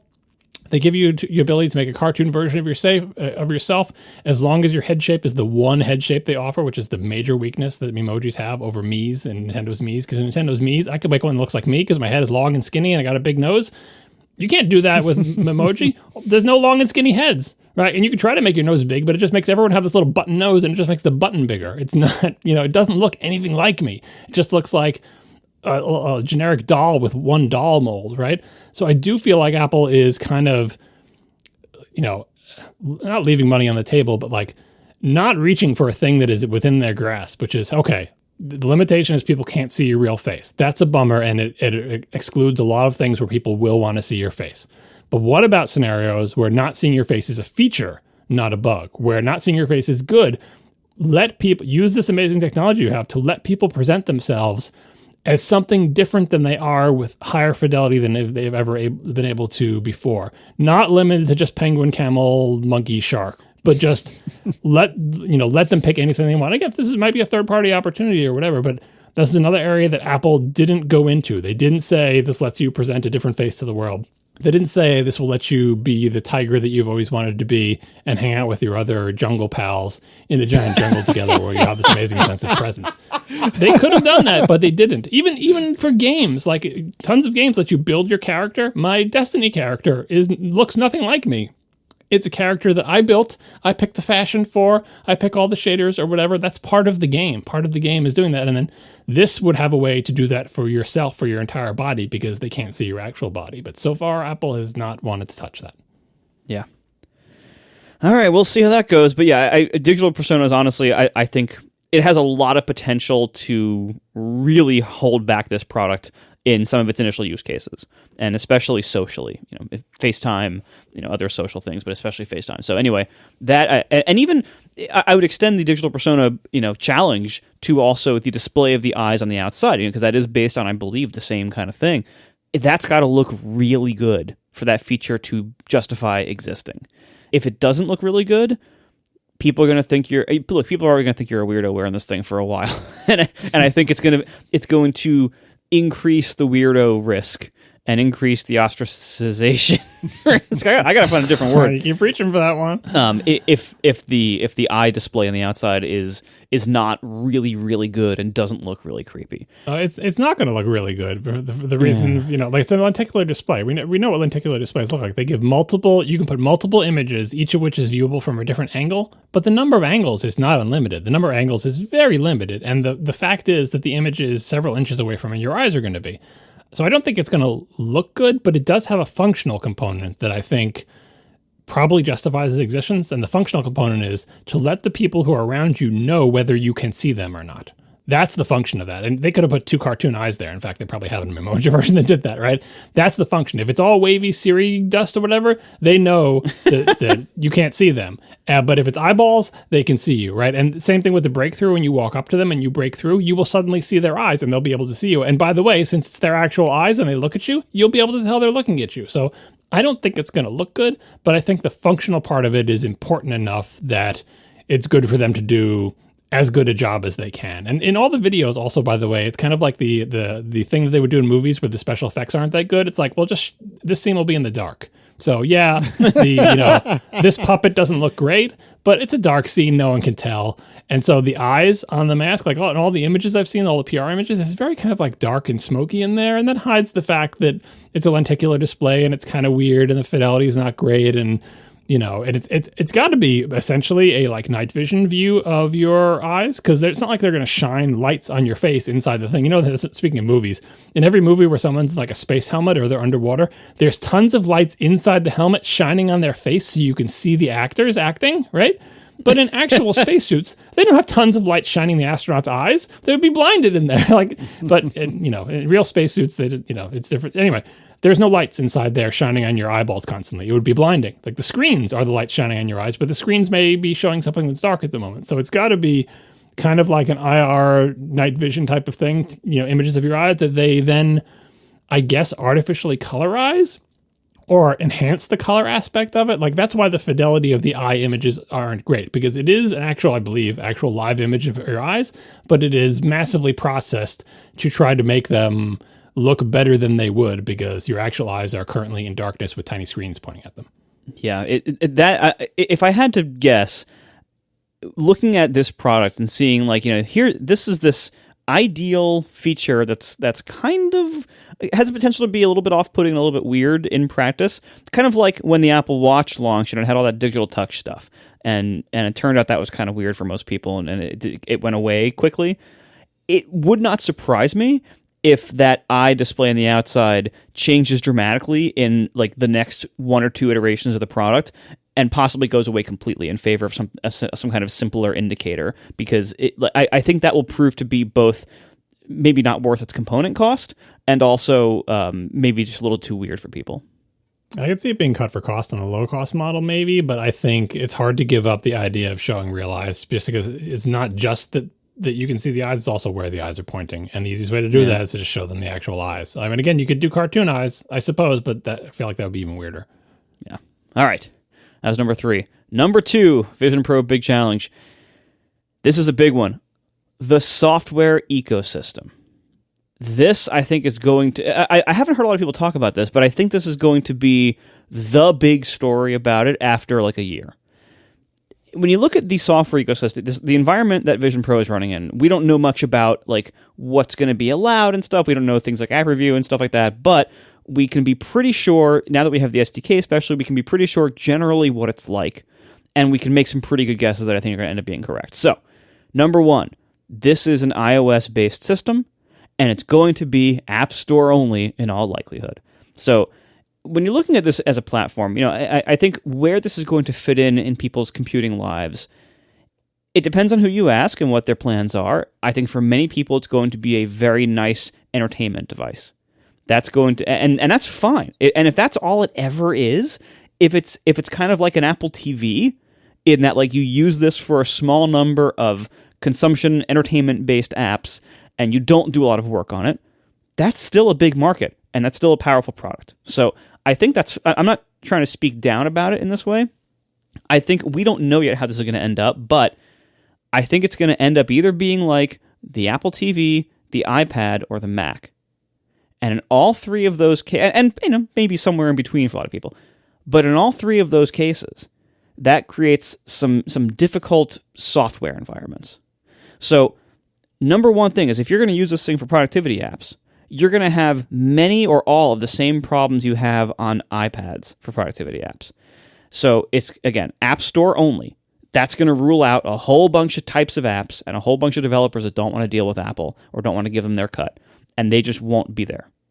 You're not going to have terminals and file system access. You're not going to have third-party system utilities. You're not going to have stuff like Rogue Amoeba's audio utilities. You're not going to have window management utilities. You're not going to have cloud backup providers and stuff like that. No, if it can't run on an iPad for policy or tech design reasons, it's probably not going to run on Vision Pro. Complicating factor on that, especially though, is that the iPad launched to a fairly high volume market. This is not that. This is going to be a very low volume market. It's going to be pretty hard to make money there for a while. And it's going to be pretty hard to have growth because it's just going to be a low volume market for a while. Now, also compounding on that, as we're playing with the SDK more and seeing how our apps look and everything, I think Vision Pro is going to end up kind of like the iPad in that you can run your iPad code fairly unmodified on it, but it's not going to be good. And if you actually want your app to be at all good and not look really crappy on this platform or not work really poorly on this platform, you're going to have to custom design for this platform. You're going to have to make tweaks. You're going to have to maybe rewrite some parts of your interface or redesign whole parts of your interface. It's not as easy as just porting over an iPad app with no changes. Also, what we're seeing so far, non-native components will look and work even worse in Vision OS than they do on iOS and the Mac. In my recent rewrite of Overcast, up until a few days ago, I was using a custom toolbar on top of my new 3-column layout that I'm writing. And there were just certain behavioral and appearance details that I could just not get to be the same as their default toolbars in Vision OS. And I just dumped my custom one and just started using the standard one because it was just easier and it ended up working better and looking better in Vision OS. And I lost some little details in the iOS version, but not a lot. And it's easier to just use theirs for this purpose. That pattern where you were doing something custom and it worked fine in iOS, but it doesn't look or work right on Vision OS, that pattern will be seen a lot. That extends to not only just little design choices that you make in your iOS apps or little implementation details like, well, I made this toolbar. It's not really using a UI toolbar because it had some limitations, so I made one that looks and works the same. Well, on Vision OS, it doesn't. This extends even further to If you want to maybe say use something like Electron or some kind of cross-platform framework, those apps are going to be even worse on Vision OS than they are on iOS and Mac. They're going to stand out like a sore thumb. They're not going to work right. They're not going to look right, even more so. And so when you combine all of that, you have a low volume platform, you need custom design for it. You're going to have to deal with the App Store and all the restrictions and all the fees therein. What you're probably going to see is pretty low adoption, especially by big companies. I seriously doubt that you're going to see Google, Microsoft, Adobe, porting their big apps to this platform anytime soon. Maybe they'll give lip service here and there to get into Keynote here and there, make some deal, but Google and these big companies have enough trouble keeping up with the iPad as a platform. They mostly do a pretty half-butted job of keeping up with the iPad. Vision OS is going to be even worse because it is going to be a similar amount of custom work as keeping up with the iPad, but with way less volume to make up for it. So I think the software ecosystem is going to be very, very challenging. Now, you can also look and say, well, look, you can run your iPad app in a window. Well, are they going to let companies opt out like they did on M1 Macs? Because I'll tell you one thing, I frequently will go look for an iPad app so I can run it on my M1 Mac, and it's not there because the developer opted out. All the time. The bigger the company, the more likely they are to have opted out. But even a lot of small developers opt out. There are so many iPad apps I would love to use on my Mac that I can't because they just uncheck that box that says allow me to run on M1 Macs. If there's a similar mechanism for iPad apps on Vision OS, you will see just as many developers opt out. The software ecosystem of Vision OS is going to be the big challenge that we will talk about for years to come, just like we've talked about it on the iPad. Just as people are trying to use iPads for productivity work over the years, and they've been oftentimes extremely hindered, not just by the OS, which is a big part of it, but by the software ecosystem of not having enough good productivity apps, putting enough effort in to either be there at all, or to do a good job there, or to keep up with the features of the OS. In 13 years, we'll have Final Cut Pro for the Vision Pro, though. We only have to wait 13 years. We won't ever have an Instagram app, obviously, we know that. But in 13 years, we'll get Final Cut Pro, assuming Apple still makes it. Yeah, and so I think ultimately what we should expect from the Vision Pro software ecosystem is some things like the Mac and some things like the iPad. The Mac market has many of these same problems. The Mac market requires custom development. It doesn't have anywhere near the volume of an iPhone, in terms of customer volume, but it's been around for much, much longer, and it has way more product volume than the Vision Pro is going to have anytime soon. But at the same time, writing apps for the Mac is harder than if you already have an iOS code base and you want to have a Mac app or a Vision Pro app, the Vision Pro app is going to be way easier to get than the Mac app. Unless maybe Catalyst makes things a little bit different, but not that different. And the Mac, people don't feel like learning AppKit because it seems like a dying platform relatively, or at least an unmaintained platform, relatively speaking. So it's harder to justify working on a Mac app if you have an iOS, a mostly iOS-based app. But Vision Pro is going to have many similar problems. It's going to have a lot of companies and developers looking at it and saying, you know what, this is too much work. It's not worth it for us. So I think it's going to be a very, very challenging software environment for years to come. And I don't think there's much Apple can really do about that. This isn't really an action item per se. I think it's more like setting expectations for ourselves that we're not going to be able to get all of our work done in the Vision Pro in all likelihood for a while. And depending on what your work is and what apps you choose or need to use, the amount of time on that will vary, and it could be forever for a lot of people's needs. And that's okay. You can still use your Mac, and whatever features they use to bring Mac apps in. It seems like the initial launch is going to have a fairly rudimentary version of that, where you can show a 4K screen on your Mac, and so it's probably just doing like AirPlay, into a window in Vision Pro. You can imagine in the future maybe a better version of that feature where in each individual Mac window might be able to be brought in as an individual window in Vision Pro. and you can like move them around separately and not just have like, here's a rectangle that your Mac screen will be mirrored into. Like you can imagine better versions of that feature that will probably come in future software updates. But until then, if you want to get super good work done, you're probably going to be using Vision Pro native apps, and that's going to be difficult for all these different reasons. So that's number 2, the software ecosystem. I think that's going to be the story for years and years to come. All right, number 1, Vision Pro's biggest challenge. And to top digital personas and the software ecosystem, I think that this is a big one, but I think this is the biggest challenge. Couples. Vision Pro seems like a really cool thing if you live alone in a house with lots of space. I don't know how this is going to go for couples. This is going to be the first like mainstream digital device in a long time, if ever, that there is really no way to have a shared experience with someone else. Like if you are watching a movie on your iPad, you can stick it on a table or at the end of the bed or whatever, and you can watch it with your spouse or partner. You can watch it with your kids. You can watch it with your dog. Whatever it is, it's a shared experience. It's easy to say when you're showing something on your phone, "Hey, look at this," or you can watch them together on your iMac in the corner of your apartment or whatever. Like that, there are so many good ways to do that. With this product, there is no good way to make a shared experience. Now, I have seen like my kid uses the Facebook Quest, whatever.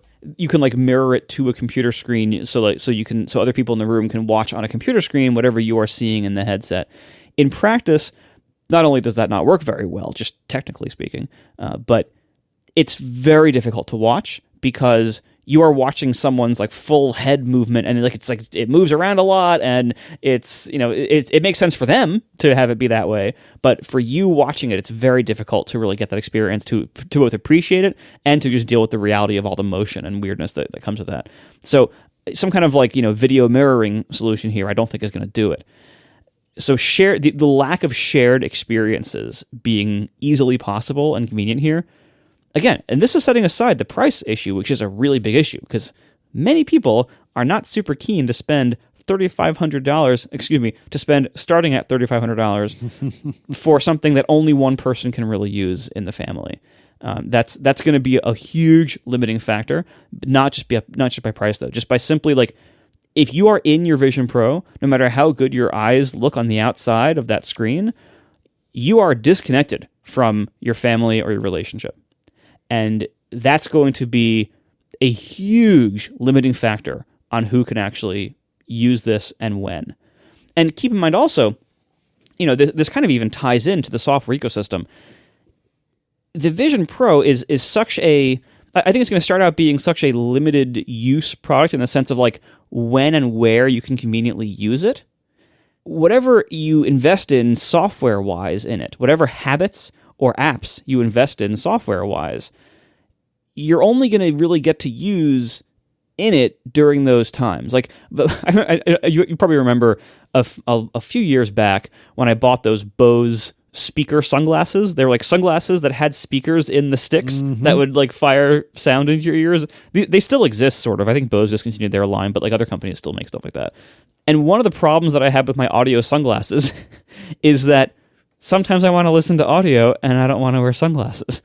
Like if it's dark outside, if I'm going into a building, like there were lots of situations where like, wait, I want to keep listening to this, but I don't want to be wearing sunglasses right now, so I just no longer have headphones right now. Vision Pro, there's going to be situations where you want the computing environment of Vision Pro. You want to use some app you have in there, or you want to access some data you have in there, but you'll be in a situation where you can't use it or you shouldn't use it. And so again, like, much of this is going to be caused by couple dynamics or interpersonal dynamics. Much of it is going to be just physical environmental requirements, or it might come down to like comfort or battery life issues. But all of that, I know that's kind of bleeding into my number 2. But number 1, the couples thing, I think it's going to be a massive challenge to this product. Who's going to be able to get one of these? Well, if you're a tech company employee and you're being overworked in your workaholic culture tech company and you don't have enough time to have anything outside of work, this will be great. For the 2 seconds a day that you're allowed to use it, this will be great. But for most people, they have other people in their lives, and this is going to be significantly challenging. Now, you can even project forward and say, well, once this thing is cheaper, maybe then, both members of a couple, or like a couple and their children, can all have their own Vision headsets. That sounds like a terrifying hellscape to me. Like, I don't know. Does that seem terrifying to anyone else? Like, maybe I'm just being a Luddite a little bit here. Maybe I'm just, now everyone has their own phones and they're all buried in their phones all day. So maybe this is not a thing worth worrying about. But that just seems really weird to me, that everybody would be even more disconnected from their realities and from the people around them if this thing actually does get mass market adoption, and you do end up getting, everyone in the house has their own one. But until then, until you reach that weird apocalyptic hellscape, you have this issue of, well, whoever has one, whoever's in their headset, they're just not here anymore. They're physically checked out of this space. And yes, you can see through it. That helps a little bit, but it's not going to look that way to the people around you. I think that's going to be a significant problem. Yeah, the whole family were having it, then it would have the new problem of it should map the persona's face on top of, like, you say your whole family's sitting around the kitchen table and you all got these things on, or like sitting in the living room, like Back to the Future. Yeah, you can all see each other because it's in AR mode, right? But what you want to see when you look over at your spouse is not your spouse wearing a headset, but your spouse's actual face. So they do digital face replacement for the persona of their face. I mean, obviously, this is all. We assume a stopgap until they can make actual see-through glasses that look like eyeglasses that have the same resolution, that maybe use that thing we talked about last episode, with where things are different focal depths from you and everything.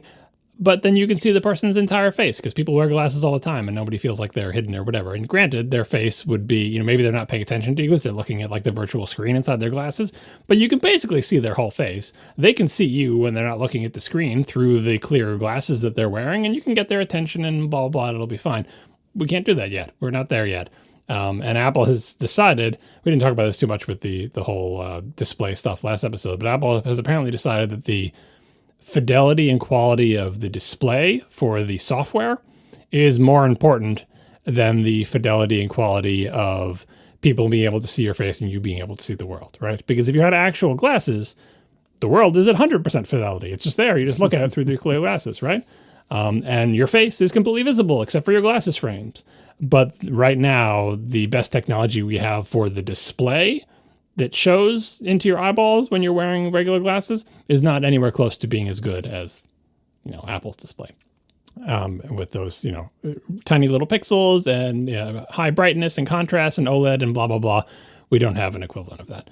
And the other thing, I guess, is that you can't shut off the entire world as easily if you're wearing just plain old glasses, because plain old glasses don't cover your entire eye. You'll always be able to see, stuff leaking out from the sides or whatever. So you can't get the same watch a giant movie screen on top of Mount Hood. You can watch a giant movie screen, but you're not going to be on top of Mount Hood. You're going to be sitting at your desk. So it'd be interesting to see where Apple goes with this, especially if this product doesn't take off. I think they'll keep trying and keep plugging away, because I don't think you get to the glasses without the experience with the technology that's available. So I'm glad Apple is starting down this road, but it's really going to constrain what they can do with this product based on the choices they've made. And for the choices of using a piece of software or watching a movie, I think a completely face-covering headset with a high-fidelity screen is the right choice. But there's whole categories of things that are way harder or impossible, and I think the couple problem falls into that category of like, okay, how do you deal with your fact that your spouse is going to hate it when you're in that stupid headset, right? Unless they're asleep next to you in the bed, then fine, you're not disturbing them with flashing light, thumbs up on the headset. But pretty much any other time, unless you're using it like sitting in front of your computer and it's like the do not disturb Marco because he's programming he's in his office doing his work, then fine, wear the headset, they don't care. But if you come out into the living room for family time and you put that thing in your head, everyone's going to be like, nope. I don't care that I can see your eyes. And that is on top of the idea that, but everyone sits around our couch and they're always looking at our phones. You're way more accessible when everyone is zombie-like looking at their phones, because you can say, hey, and nudge somebody and they can turn and face you, and you can, and then like you said, Mark, you can show them the funny TikTok on your phone and they can see it and you can laugh and you can see their face laughing. And That is not going to happen when you take the time to put this giant thing in your face. And by the way, that what I thought you were going to say with the couple's problem is, so who gets to get it? For people who are not Marco and aren't going to buy 2 of these, you get it fitted for one person's face, and I suppose you could buy more light shields for the other person, but then you have to adjust the straps too, and you got to put it in the prescription lenses. If you just think you're going to have one of them and share it amongst the couples, technically possible because all the parts that need to adjust can be snapped out and adjusted, but practically you're not going to want to go through all that. It's not like you're, let me look. It's way easier to show someone your phone, to hand someone your phone, to show someone something on the iPad than it is to say, let me get this apparatus off my head and take this thing out of my pocket, get the new light shield out, take out my prescription things, put in your prescription things, and put it on. Okay, let's adjust the straps. Okay, let's log in as you with your eyeball ID. Okay, yeah, no, this is what I was looking at. Oh, no, I'm sorry. You can't see it. You're in your environment. Never mind.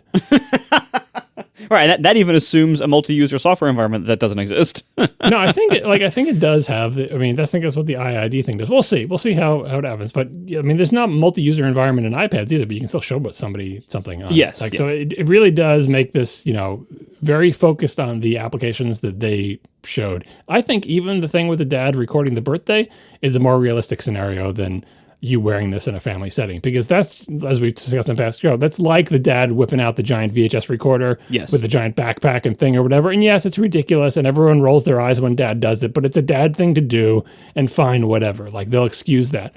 But if you're just, sitting around chilling after dinner and you're like, okay, well, I'm going to put this giant thing in my face, everyone's just going to leave. I don't know. I agree with everything you said, Marco, but when I want to say fantasize, but it has connotations I don't want. When I imagine using a Vision Pro, I don't imagine myself in the living room, despite that unquestionably being what Apple seems to be imagining. I imagine myself at a cubicle at work, which obviously isn't my life anymore, which, by the way, I skipped over that anniversary, but it's been 5 years. Thank you to everyone at atp.fm/join. But anyways, I imagine myself at a cubicle at work, or, today, well, not literally today, but, these days, maybe at a library. And again, as I've said many times, leaving aside the social, oh my God, look at this guy. Look, who does he think he is? Leaving that aside for a moment. Like, if I was impervious to that, which I'm not, but if I was impervious to that, going to a coffee shop or a library or something like that, or working at a cubicle at work, like how quickly all 3 of us forget, John probably least of all, how quickly we forget what it's like to try to properly sit there and crank on code when you're getting interrupted every 15 seconds from everything between like, hey, can you help me with this work-related problem, to, hey, what are you doing this weekend, man? Like, having that barrier between you and somebody else is actually kind of convenient in some of these settings. And again, like on an airplane, I was listening as well to Gruber and Panzerino on the talk show earlier today, and they were talking about, and Gruber seems to be really fixated, and I agree with him, fixated on using this on the plane. Again, social stigmas aside, these are all occasions where that barrier between you and the people around you is an advantage. It's a feature, not a bug. I agree with you that at home, on the couch, it is a bug, not a feature. But there are a lot of places I imagine where it's a feature, not a bug. And when I envision using the Vision Pro, wow, that was a lot of visions in very little space. When I think about using the Vision Pro, again, I think about, well, I don't really have a need for it at home. I have a want insofar as like 3D movies or this supposed demo of like, football or basketball or what have you. But I don't think I have a need for it at home. And I don't have a need for it at the library or at the coffee shop or what have you, or the airplane. But man, I have a strong want for it there. It would be great to, instead of using just my 14-inch laptop screen, or instead of using my 14-inch laptop screen and my 12-inch or 11 whatever inch iPad Pro, kind of sidecarring it, what if I could just have a 4K display right in front of my face and everything around me goes away? And of course, that makes me ask myself, well, then why am I going to the damn library in the first place? And it can be any number of reasons. Go like to your basement. Right, exactly. And so I think that that's a conversation we can have, but I don't know if it's really pertinent. But suffice to say, sometimes I just like a change of scenery. And granted, that makes me think, well, I could go to Mount Hood. But you know what I mean? Like, I like the act occasionally. It's funny how you enjoy the act of driving somewhere deliberately and going to a different environment to get work done when you're no longer compelled to do it every day. You can just say getting away from your kids. It's fine. Sometimes yes. No, sometimes yes, but not always. And I know you're being silly, and that is absolutely sometimes the case, but it is not always the case. Sometimes I just want to leave the same, what is this, like 10 by 12 room that I'm in all the time, and I just want to be somewhere else. And so, yeah, I think you're right, Marco, that the couples and families, that is a problem, especially if it ends up that the best audio or video fidelity experience you have for television or movies is the Vision Pro, which for a lot of us, that's probably the case. For a lot of us. I would say for almost everyone, probably. Yeah. Right? Like, how many people have a better TV and audio setup than what you're going to be able to simulate in the Vision Pro? Like, it's probably going to be by far the best one. And Casey, you can put yours not over your fireplace then. Oh my God. I walked right into that one too. Your virtual screen can be the right height. Or he could put it even higher virtually. You can just have it on the ceiling. Yeah, it's on the roof. Yeah, just to make you mad. But I mean, I don't. I think honestly, Marco, both of us are exactly right. I think you are exactly right. That this creates a real big problem for couples or families or what have you. But it also is kind of a lifesaver. Maybe that's a bit dramatic, but a lifesaver for when you want to be out of the house, but you don't want to be disturbed by randos, or maybe you're even at work and you don't want to be disturbed by your well-meaning but ultimately constantly interrupting coworkers. Or maybe you're on a plane and you just want to be somewhere else for the next 6 hours and you have 3 of the battery packs that you can swap between. I can see those being very, very useful scenarios. Yeah, and to be clear, and the reason I'm kind of going over these now is not to crap all over this product. I'm actually extremely optimistic about this product, and I desperately want one, and I want to use it, and I'm already developing software for it, even though I shouldn't really logically be spending my time doing that right now, but I'm doing it anyway. It's that I want us to, as tech fans and commentators and enthusiasts of these kind of products, I want us to go into it knowing that certain things are going to be a challenge and not be surprised by them, and to maybe try to start addressing them as soon as we can. These things, I think they're going to hit us immediately when we get this product. We're going to instantly feel like, oh yeah, text input kind of sucks. Oh, scrolling is different. Maybe it's fine. Maybe it's not. Digital personas are going to be, very weird, and many people are not going to want to see our digital persona on FaceTime calls. And the software thing is going to be a mess. Like it's going to be a wasteland for a while. Yes, you will have a lot of stuff on day one from enthusiasts, like enthusiast developers like me and many other indies. But I think that the big company support is going to be very, very small for a while and possibly for a long while. These problems are all going to make us want more. They're all going to make us we're going to be amazed about this platform and we're going to want to use it more and more. But these problems will limit when and how we can use it.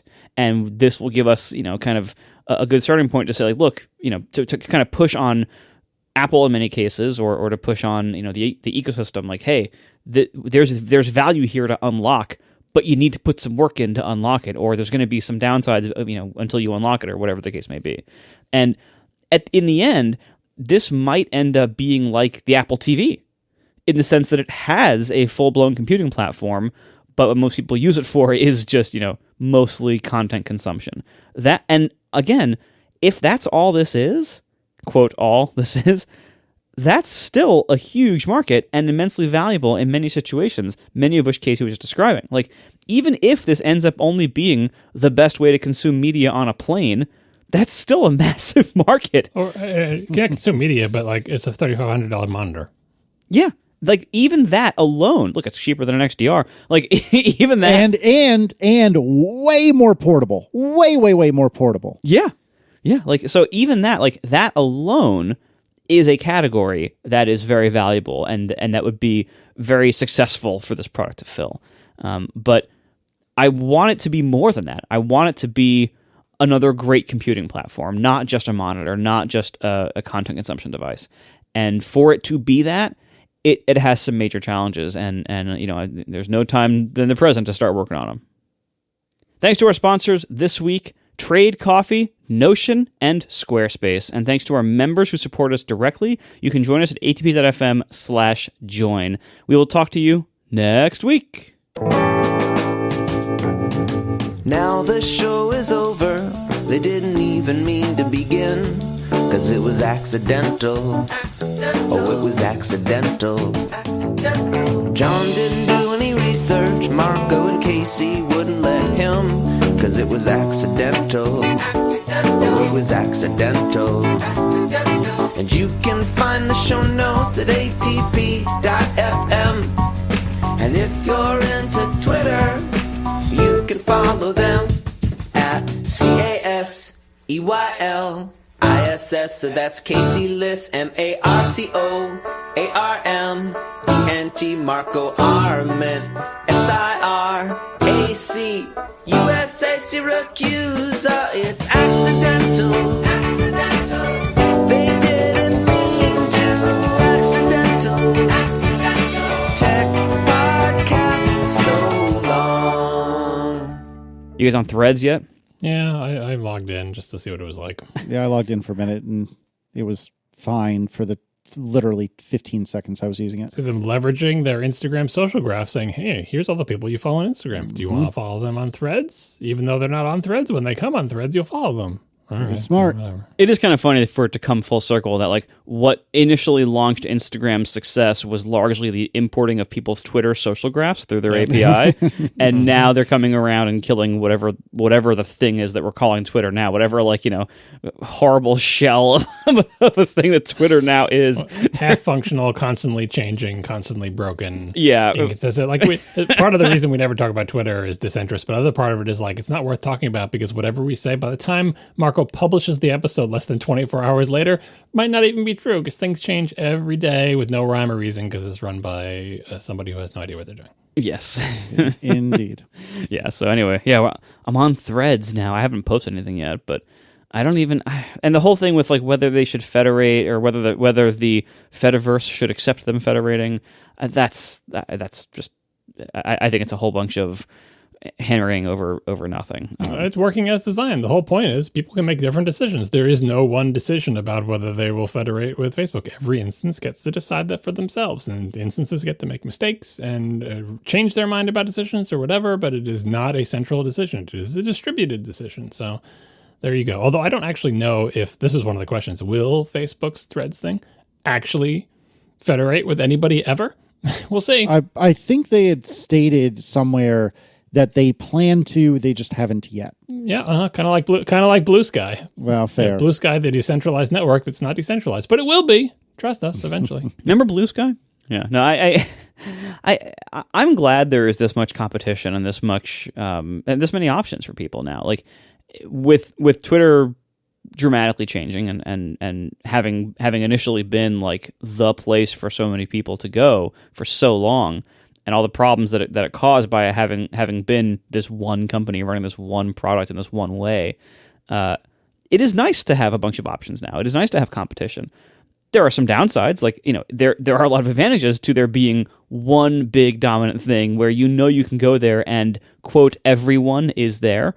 And Twitter, I think, way more than many other social networks, really achieved that. You could go to Twitter and you could be sure almost any not real life person, but almost every celebrity or media personality or politician or company, almost all of them you'd find them on Twitter. They would have a Twitter account. Even government stuff, local government, city government, state government, federal government, the president. Yeah, you could be pretty reasonably sure for people you knew in your family or friends, they'd probably be on Facebook or Instagram or both. But Twitter was everyone else, all the other companies, media, etc., all that stuff, that would all be on Twitter. Nowadays, there really isn't one place like that, and it again, in many ways, it's better being decentralized and not having this be all in a private company's thing. But we're in a very different place now. It's a lot better for some reasons. It's a lot worse for others. But whatever it is, I don't think we have much of a choice. This is the world that we're in now. We have a world of multiple social networks, and for Facebook to come in here and leverage Instagram's massively successful social network, to leverage that into a new, quote, Twitter killer, or at least Twitter alternative or Twitter clone, how I really want to look at it. I think it's interesting. And while I have no respect for Facebook as a company, or its leaders as people, or even basic human beings, this is a formidable competitor, and it's going to bring a lot of people in. It already has. Like I launched the app. It came out like 20 minutes before we started recording, so I only launched it like once and peeked around a little bit and liked a couple of posts and found a couple of friends. And it was funny. Like the app was a mess. It's all these like server errors being shown in the app, and I granted it notification access. It sent me 46 notifications in 1 minute, and I turned off notification access. Cool.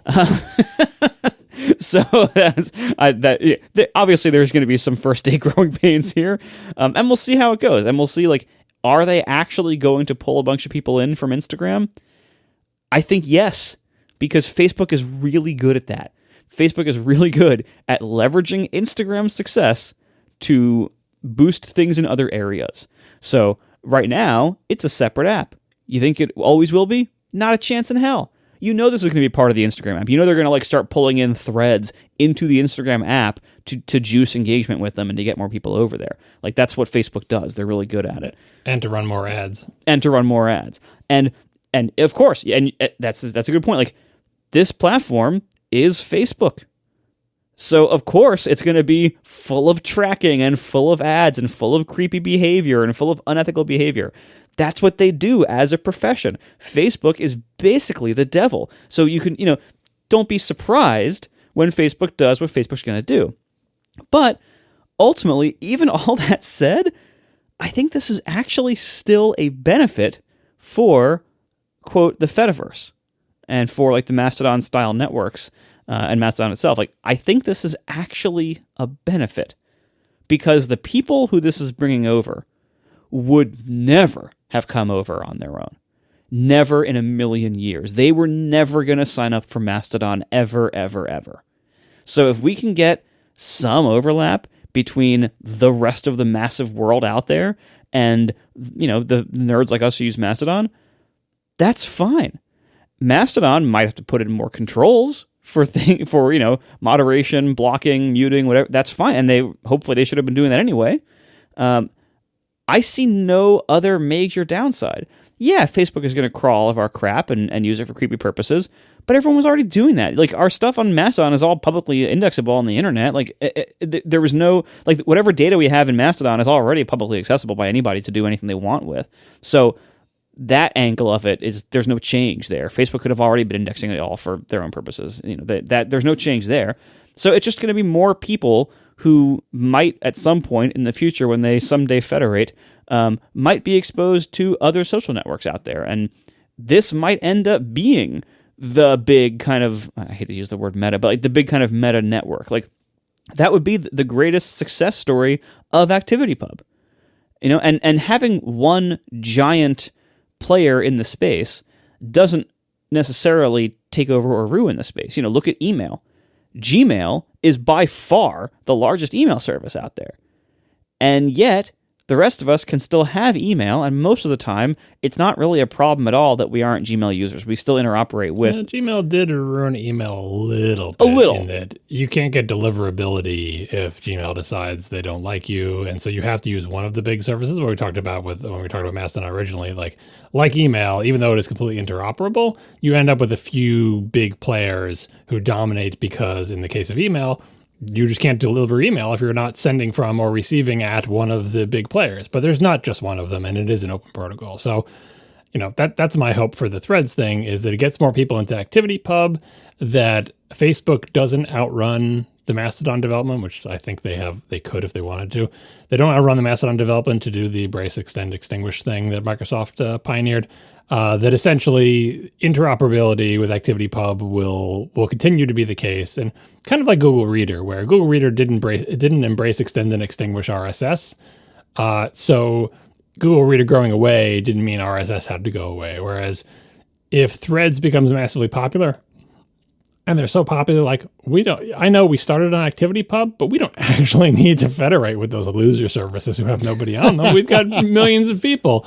And so, and by the way, we need some more features for ad tracking. So let's modify the ActivityPub protocol. And so now, not only are we not federating, we couldn't federate because we're not interoperable with Mastodon anymore because Mastodon itself modified the ActivityPub protocol a little bit, and we're modifying it too in incompatible ways. So sorry, Mastodon, we're leaving you behind, and now we're not part of the Fediverse. We don't care because now we have basically our Twitter clone that we leveraged into with our social graph into the new dominant platform. But even if they are interoperable, there's still a risk that that people start thinking that you have to be kind of like many people think that to use Twitter, you had to use the official Twitter client. And we were all here for, 16 years, not using the official Twitter client and thinking people were silly to use the official one, but they didn't know we existed, right? So it could be Threads becomes really popular and people have no idea that we're able to read everything that they're posting in the Mastodon client. They don't even know what Mastodon is. They have no idea. And maybe when we reply to them, and because they're federated, our stuff shows up weird, and we can end up being as the green bubbles because our messages don't show up the same inside the Threads app, right? There's lots of not great scenarios for this, but the good thing is at least it gives Mastodon and ActivityPub a fighting chance, because if they keep fighting the good fight and keep trying to enforce interoperability, and that's why I basically, if you ask me, like, should people federate with or whatever, I think this is kind of an Apple China or like World China situation where in the end, despite the incredible distaste and the terrible things Facebook/China does, engagement is better than isolating them, because isolating them lets them get more virulent and powerful in isolation, whereas engagement at least forces them to deal with you. You can't change them to make them better, but constant engagement keeps you in a scenario where you need each other, right? Like China needs us to buy all their stuff, right? And we need all their stuff. So them blowing us up, they've just killed all the people who, buy their stuff from them. It's not great. China's not great. Facebook's not great. I don't want to draw a direct comparison to genocidal authoritarian China and Facebook, a tech company that we don't like. But in general, I think engagement with Facebook as in we will federate with you because we want to try to force you to be part of this open ecosystem.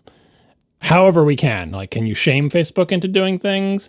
You'll get, if they start interoperating and then they break interoperability, that's enough of a story that it will be in the tech press and maybe even in the regular press. And so engaging with them, as in federating with them, I think is the move because it's your only chance of trying to foster the creation of an open ecosystem.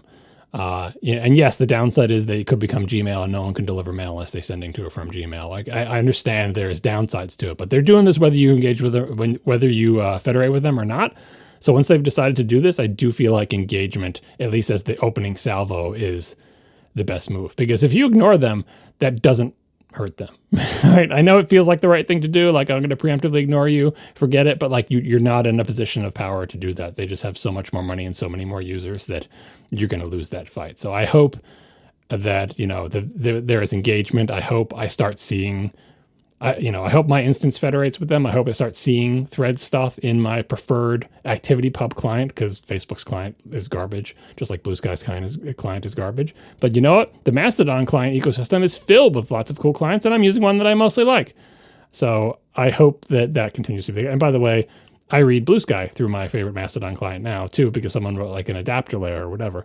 And that's not even ActivityPub. So I hope their engagement happens. I hope federation happens. The other alternative, obviously the best case scenario, is Threads just absolutely fizzles and disappears, because that would be ideal for all of us. But and not because I don't want the normals coming over to ActivityPub. I do.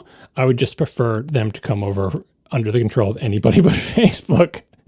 So, well, but ultimately, I think Facebook, for all of their faults, they're good at large scale operational things.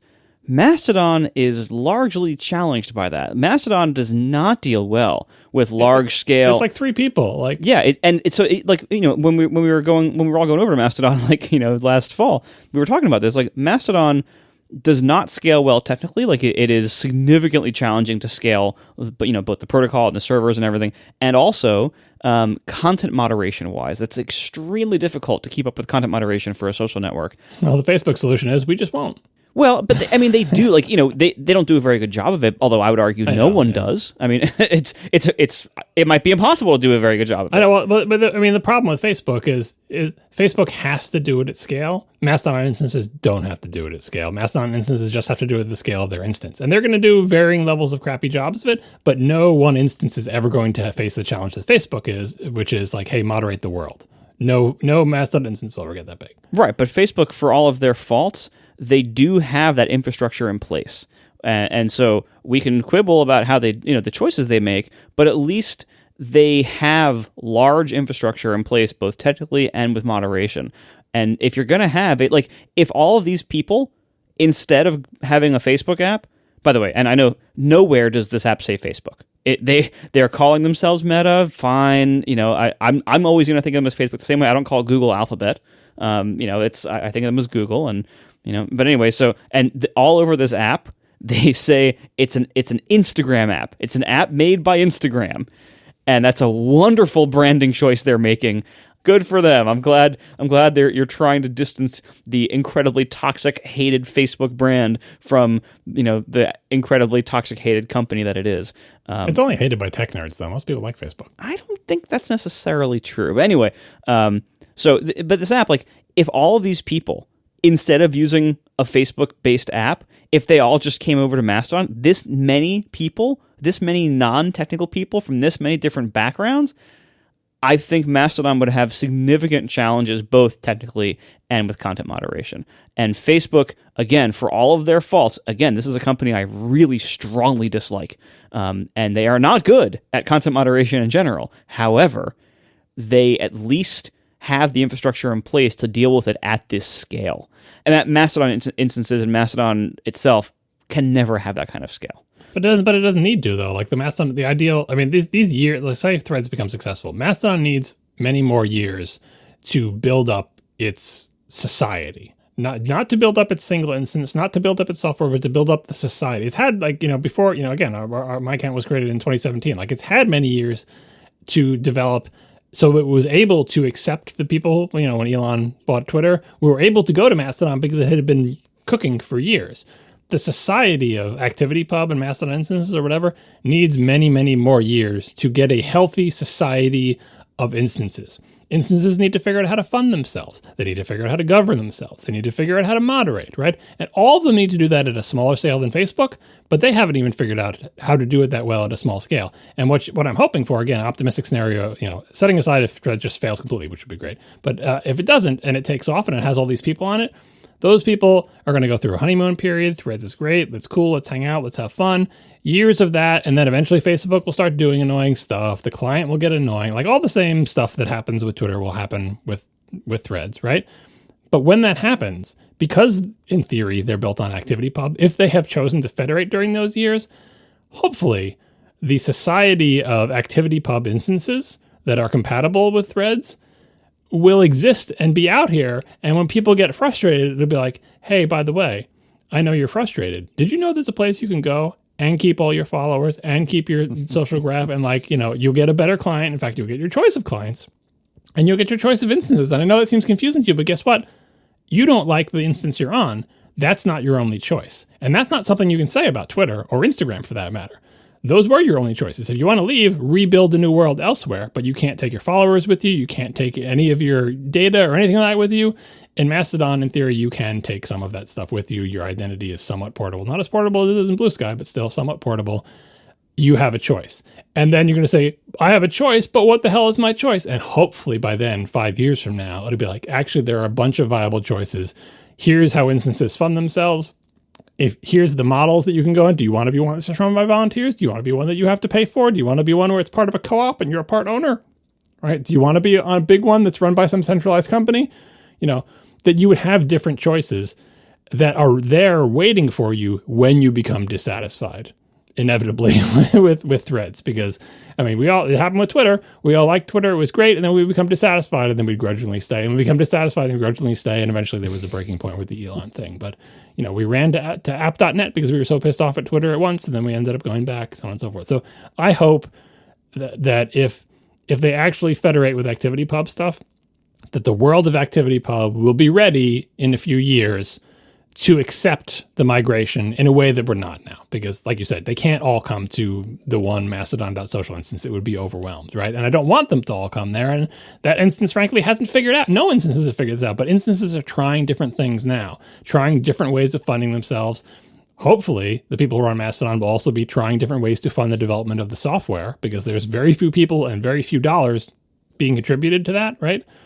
So that's all stuff that we have, I guess, maybe 5 to 10 years to figure out, and the thing I'm heartened by is the fact that we all, checked out Mastodon in 2017 and we're like, meh, anyway, back to Twitter, right? But Mastodon didn't die during that time. They just kept plugging away, right? And they got a little bit better and a little bit better. And so the next time we ran back, it was like, oh, remember Mastodon? Hey, it's still there. And there's a few more instances and the software's gotten better. And we came back to it and we said, this is pretty nice. But, you still need to fix X, Y, and Z. You still haven't figured out moderation. What about the quote tweets? Your search sucks or whatever. Hope when we come back, or people come back in 5 to 7 years, they'll be like, oh, you know what? Mastodon's even better than it was before. Like, that's the beauty of having something open that, one company can't lose interest or shut down or whatever. It's still out there. It is a protocol. It is, in theory, somewhat interoperable. The software is open source. It has the possibility of being improved. I think ActivityPub is part of W3C, so it's an open standard. So fingers crossed that the dumb limited protocol that obviously can't scale will follow the other dumb limited protocol that obviously can't scale. I mentioned this before, HTTP. HTTP 1.0 sucks.